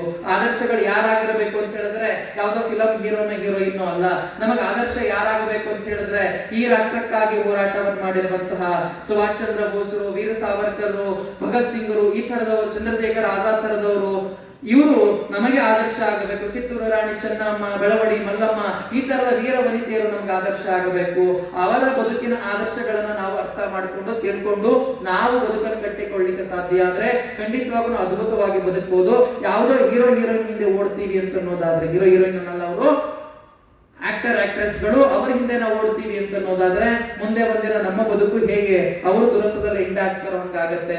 ಅನುಕರಣೆಯನ್ನು ಮಾಡಬೇಡಿ. ಅದ್ರ ಬದಲಾಗಿ ಯಾವುದು ಒಳ್ಳೇದಿದೆಯೋ ಅದನ್ನ ನೀವು ರೂಢಿಸ್ಕೊಳ್ಳಿ. ಯಥಾವತ್ತಾಗಿ ಕಾಪಿ ಮಾಡಬೇಡಿ. ಅದರ ಬದಲಾಗಿ ಯಾವುದು ಒಳ್ಳೇದಿದೆಯೋ ಅದನ್ನ ಆಯ್ಕೆ ಮಾಡಿಕೊಂಡು ನೀವು ರೂಢಿಸ್ಕೊಳ್ಳಿ. ಹಾಗೆ ನೀವು ರೂಢಿಸ್ಕೊಳ್ಳಿಕ್ಕೆ ಸಾಧ್ಯ ಆಗೋದಾದ್ರೆ ಒಳ್ಳೆ ಬದುಕನ್ನ, ಒಳ್ಳೆ ವ್ಯಕ್ತಿತ್ವವನ್ನ ಕಟ್ಟಿಕೊಳ್ಳಿಕ್ಕೆ ಸಾಧ್ಯ ಆಗತ್ತೆ. ಯಾವುದಾದ್ರೂ ತಪ್ಪುಗಳಾಗಿದೆ ಅಂತ ಅನ್ನೋದಾದ್ರೆ ಈ ಸಮಾಜ ಇವತ್ತಿಗೂ ಕೂಡ ಒಂದು ರೀತಿಯ ದಾರ್ಶದಲ್ಲಿ ಅಂತ ಅನ್ನೋದಕ್ಕೆ ಕಾರಣ ಇನ್ಯಾರೋ ನಾಯಕರಲ್ಲ, ಪೊಲಿಟಿಕಲ್ ಲೀಡರ್ಸ್ ಅಲ್ಲ, ಇನ್ಯಾರೋ ಈ ರಾಷ್ಟ್ರವನ್ನು ಆಳಿ ಹೋಗಿರುವಂತವರಲ್ಲ. ಅದಕ್ಕೆ ಕಾರಣ ನಾನು, ನೀವೇ. ಅವರು ಮಾಡಿರೋ ತಪ್ಪನ್ನೇ ನಾವು ಮುಂದುವರಿಸಿಕೊಂಡು ಹೋಗ್ತಾ ಹೋಗ್ತಾ ಇದ್ದೀವಿ, ಅವರು ಮಾಡದೇ ಇರುವಂತ ಕೆಲಸವನ್ನೇ ನಾವು ಮಾಡದೇ ಇದ್ದೀವಿ. ಹೀಗಾಗಿ ಮತ್ತೆ ಈ ರಾಷ್ಟ್ರ ಅವಸ್ಥೆಯಲ್ಲಿದೆ ಅನ್ನೋದನ್ನ ಅರ್ಥ ಮಾಡ್ಕೊಳ್ಬೇಕು. ಈ ರಾಷ್ಟ್ರ ಸರಿಯಾಗಬೇಕು ಅಂತ ಅನ್ನೋದಾದ್ರೆ ನಾನು ನೀವು ಸರಿಯಾಗಬೇಕು. ನಾನು ನೀವು ಸರಿಯಾದ್ರೆ ಒಬ್ಬ ಮೂರ್ಖ ಕಡಿಮೆ ಆಗ್ತಾನೆ ಜಗತ್ತಲ್ಲಿ ಅಂತ ವಿವೇಕಾನಂದ ಹೇಳ್ತಾರೆ. ಆ ಮೂರ್ಖ ನಾನೇ ಆಗಿರೋದ್ರಿಂದ ನಾನು ಸರಿಯಾಗಬೇಕು. ನಾನು ಸರಿಯಾದ್ರೆ ಈ ರಾಷ್ಟ್ರ ಸರಿಯಾಗಲಿಕ್ಕೆ ಸಾಧ್ಯ ಇದೆ. ಈ ರಾಷ್ಟ್ರ ಸರಿಯಾದ್ರೆ ಈ ಜಗತ್ತು ಸರಿಯಾಗಲಿಕ್ಕೆ ಸಾಧ್ಯ ಇದೆ. ಅವಾಗ ಇಡೀ ಜಗತ್ತು ಒಂದು ಕುಟುಂಬದ ರೀತಿ ಬದುಕಲಿಕ್ಕೆ ಸಾಧ್ಯ ಆಗುತ್ತೆ. ಹಿಂಗಾಗಿ ನಾನು ನೀವು ಮೂಲವಾಗಿ ಸರಿಯಾಗೋಣ. ಈ ರಾಷ್ಟ್ರವನ್ನು ದೇವಭೂಮಿ ಅಂತ ಭಾವಿಸೋಣ. ನಾವು ನೀವು ಜನನಿ ಜನ್ಮಭೂಮಿ ಸ್ವರ್ಗದ ಪೀಗರಿಸಿ ಅಂತ ಯಾವುದನ್ನ ರಾಮ ಹೇಳಿದ್ದಾನೋ ಅದನ್ನ ಮತ್ತೆ ಮತ್ತೆ ಹೇಳೋಣ. ಹೆತ್ತ ತಾಯಿ ಭಕ್ತ ನಾಡು ನಮಗೆ ಸ್ವರ್ಗಕ್ಕಿಂತಲೂ ಶ್ರೇಷ್ಠ. ಯಾವಾಗ್ಲೂ ಈ ಭೂಮಿ ನಮಗೆ ದೇವಭೂಮಿ ಅಂತ ಅನಿಸಬೇಕು. ಹಾಗೆ ನಾವು ಭಾವಿಸಿ ಈ ರಾಷ್ಟ್ರದ ಕುರಿತಾಗಿ ಭಾವನೆಯನ್ನು ತಳೆದದ್ದಾದ್ರೆ, ಈ ರಾಷ್ಟ್ರದ ಕುರಿತಾಗಿ ನಾವು ಅಂದುಕೊಳ್ಳೋದಾದ್ರೆ, ये भारत कोई भूमि का टुकड़ा नहीं है, ये जीता जागता राष्ट्र पुरुष है, ये वंदन की धरती है, अभिनंदन की धरती है, ये अर्पण की भूमि है, ये तर्पण की भूमि है. इसकी नदी नदी हमारे लिए गंगा है, इसका कंकर कंकर हमारे लिए शंकर है. हम सब जिएंगे तो इस भारत के लिए और मरेंगे तो इस भारत के लिए. मगर मरने के बाद भी गंगा जल में बहती हुई हमारी अस्थियों को कोई कान लगाकर सुनेगा तो एक ही आवाज निकलेगा, वही भारत माता की जय, भारत माता की जय ಅಂತ ಹೇಳಿ ಈ ರೀತಿಯ ಭಾವ ನಮ್ಮಲ್ಲಿ ಮೂಡಲಿಕ್ಕೆ ಸಾಧ್ಯ ಇದೆ. ಅಟಲ್ ಬಿಹಾರಿ ವಾಜಪೇಯಿ ಅವರು ಹೇಳಿರುವಂತ ಮಾತಿದು. ಆ ರೀತಿಯ ಭಾವ ನಮ್ಮಲ್ಲೂ ನಿಮ್ಮಲ್ಲೂ ಬರಬೇಕು ಅಂತ ಅನ್ನೋದಾದ್ರೆ ನಾವು ಈ ರಾಷ್ಟ್ರವನ್ನ ನನ್ನ ಮಾತೃ ಸ್ವರೂಪ ಅಂತ ಭಾವಿಸಬೇಕು. ನಾವು ಈ ರಾಷ್ಟ್ರವನ್ನ ನನ್ನ ತಾಯಿ ಸ್ವರೂಪ ಅಂತ ಭಾವಿಸಬೇಕು. ಇದನ್ನ ದೇವಭೂಮಿ ಅಂತ ಅನ್ಕೊಳ್ಬೇಕು. ಇಡೀ ಜಗತ್ತು ಒಂದು ಮನೆ ಅಂತ ಕರೆಯೋದಾದ್ರೆ ನಿಮ್ಗೆ ಅಡಿಗೆ ಮನೆ ಒಂದ್ ಕಡೆಗೆ ಇರ್ಬೋದು, ನಿಮ್ಗೆ ಬೇರೆ ಬೇರೆ ಹಾಲು ಕಿಚನ್ ಬೇರೆ ಬೇರೆ ಎಲ್ಲ ಒಂದೊಂದ್ ಕಡೆಗೆ ಇರ್ಬೋದು. ಆದರೆ ಯಾವುದಾದ್ರೂ ದೇವಭೂಮಿ ಅಥವಾ ದೇವರ ಮನೆ ಅಂತ ಇದ್ರೆ, ಪೂಜೆ ಮಾಡುವ ಪೂಜಾ ಗೃಹ ಅಂತಿದ್ರೆ ಅದು ಭಾರತ. ಭಾರತ ಮಾತ್ರ. ಆ ಭಾರತಕ್ಕೆ ಆ ಪೂಜನೀಯ ಸ್ಥಾನ ಜಗತ್ತಲ್ಲೂ ಇದೆ. ಅದನ್ನ ನಾವು ನೀವು ಅರ್ಥ ಮಾಡಿಕೊಂಡು ಆ ರೀತಿ ಭಾರತವನ್ನ ದೇವಭೂಮಿ, ಪೂಜ್ಯ ಭೂಮಿ, ಪೂಜ್ಯವಾಗಿರುವಂತಹ ಗೃಹ ಅಂತ ಭಾವಿಸಿ, ದೇವರ ಮನೆ ಅಂತ ಭಾವಿಸಿ ನಾವು ನೀವು ಬದುಕೋದಾದ್ರೆ ಖಂಡಿತವಾಗೂ ಕೂಡ ಈ ರಾಷ್ಟ್ರವನ್ನು ವಿಶ್ವಗುರು ಮಾಡ್ಲಿಕ್ಕೆ ಸಾಧ್ಯ ಇದೆ. ಈ ರಾಷ್ಟ್ರವನ್ನು ಜಗತ್ತಿನ ಗುರು ಮಾಡ್ಲಿಕ್ಕೆ ಸಾಧ್ಯ ಇದೆ. ಪರಮ ವೈಭವನ್ನೇತುಮೆ ತತ್ ಸ್ವರಾಷ್ಟ್ರಂ ಅಂತ ಯಾವುದನ್ನು ನಾವು ಹೇಳ್ತೀವೋ ಸಂಘದ ಗೀತೆಯಲ್ಲಿ, ಆ ಪರಮ ವೈಭವದ ಸ್ಥಿತಿಗೆ ಈ ರಾಷ್ಟ್ರವನ್ನು ತಗೊಂಡು ಹೋಗಬೇಕು ಅಂತ ಅನ್ನೋದಾದ್ರೆ ನಮಗೂ ನಿಮಗೂ ಆ ಭಾವ ಜಾಗೃತ ಆಗಬೇಕು. ಈ ರಾಷ್ಟ್ರವನ್ನ ಮತ್ತೆ ಮತ್ತೆ ಪ್ರೀತಿಸೋಣ. ಎಷ್ಟು ಪ್ರೀತಿಸೋಣ ಅಂತ ಹೇಳಿದ್ರೆ ನಾವು ಸತ್ತು ನಮ್ಮ ನಮ್ಮ ಹೇಳ್ತಾರಲ್ಲ ಅಟಲ್ ಬಿಹಾರಿ ವಾಜಪೇಯಿ ಹೇಳಿದ್ದು, ನಮ್ಮ ಕಣಕಣವೂ ಕೂಡ ನಮ್ಮ ಅಸ್ಥಿಯನ್ನ ಗಂಗೆಯಲ್ಲಿ ತೇಲಿ ಬಿಟ್ಟಾಗ ಅಸ್ಥಿಯು ಹೇಳಬೇಕಂತೆ, ಭಾರತ ಮಾತೆಗೆ ಜಯವಾಗಲಿ, ಭಾರತ ಮಾತೆಗೆ ಜಯವಾಗಲಿ, ಭಾರತ ಮಾತೆಗೆ ಜಯವಾಗಲಿ ಅಂತ ಹೇಳಬೇಕಂತೆ. ಆ ರೀತಿ ನಮ್ಮ ಅಸ್ಥಿ ಹೇಳುವಂತಾಗ್ಲಿ. ಹಾಗೆ ಈ ರಾಷ್ಟ್ರವನ್ನ ವ್ಯಾಪಕವಾಗಿ ನಾನು ನೀವು ಪ್ರೀತಿಸಿ ನಾವು ನೀವು ಕೂಡ ಈ ರಾಷ್ಟ್ರಕ್ಕಾಗಿ ಬದುಕುವಂತಾದ್ರೆ, ಈ ರಾಷ್ಟ್ರಕ್ಕಾಗಿ ಸಾಕಷ್ಟು ಜನ ಪ್ರಾಣವನ್ನು ಕೊಟ್ಟಿದ್ದಾರೆ. ಆದ್ರೆ ನಮಗೂ ನಿಮಗೊಂದು ಅವಕಾಶ ಇದೆ. ನಮಗೆ ಪ್ರಾಣ ಕೊಡುವಂತಹ ಅವಕಾಶ ಅಲ್ಲ, ಬದುಕುವಂತ ಅವಕಾಶ ಇದೆ. ಹಿಂದೆ ಸ್ವಾತಂತ್ರ್ಯ ಹೋರಾಟಗಾರರೆಲ್ಲರೂ ನಮ್ಮ ಪೂರ್ವಜರೆಲ್ಲರೂ ಕೂಡ ಈ ರಾಷ್ಟ್ರಕ್ಕಾಗಿ ಪ್ರಾಣವನ್ನು ತೆತ್ತಿದ್ದಾರೆ. ಆದ್ರೆ ನಾವು ಈ ರಾಷ್ಟ್ರಕ್ಕಾಗಿ ಪ್ರಾಣವನ್ನು ತರೋದು ಬೇಕಾಗಿಲ್ಲ. ನಾವು ನೀವು ಈ ರಾಷ್ಟ್ರಕ್ಕಾಗಿ ಬದುಕಬೇಕು. ಈ ರಾಷ್ಟ್ರಕ್ಕಾಗಿ ಬದುಕೋಣ. ಈ ರಾಷ್ಟ್ರವನ್ನು ವಿಶ್ವಗುರು ಮಾಡೋಣ ಅಂತ ಕೇಳಿಕೊಳ್ತಾ ಈವರೆಗೆ ನನಗೆ ಮಾತನಾಡಲಿಕ್ಕೆ ಅವಕಾಶ ಮಾಡಿಕೊಟ್ಟಿರುವ ತಮ್ಮೆಲ್ಲರಿಗೂ ವಂದಿಸಿ ನನ್ನ ಮಾತನ್ನು ಮುಗಿಸ್ತೇನೆ.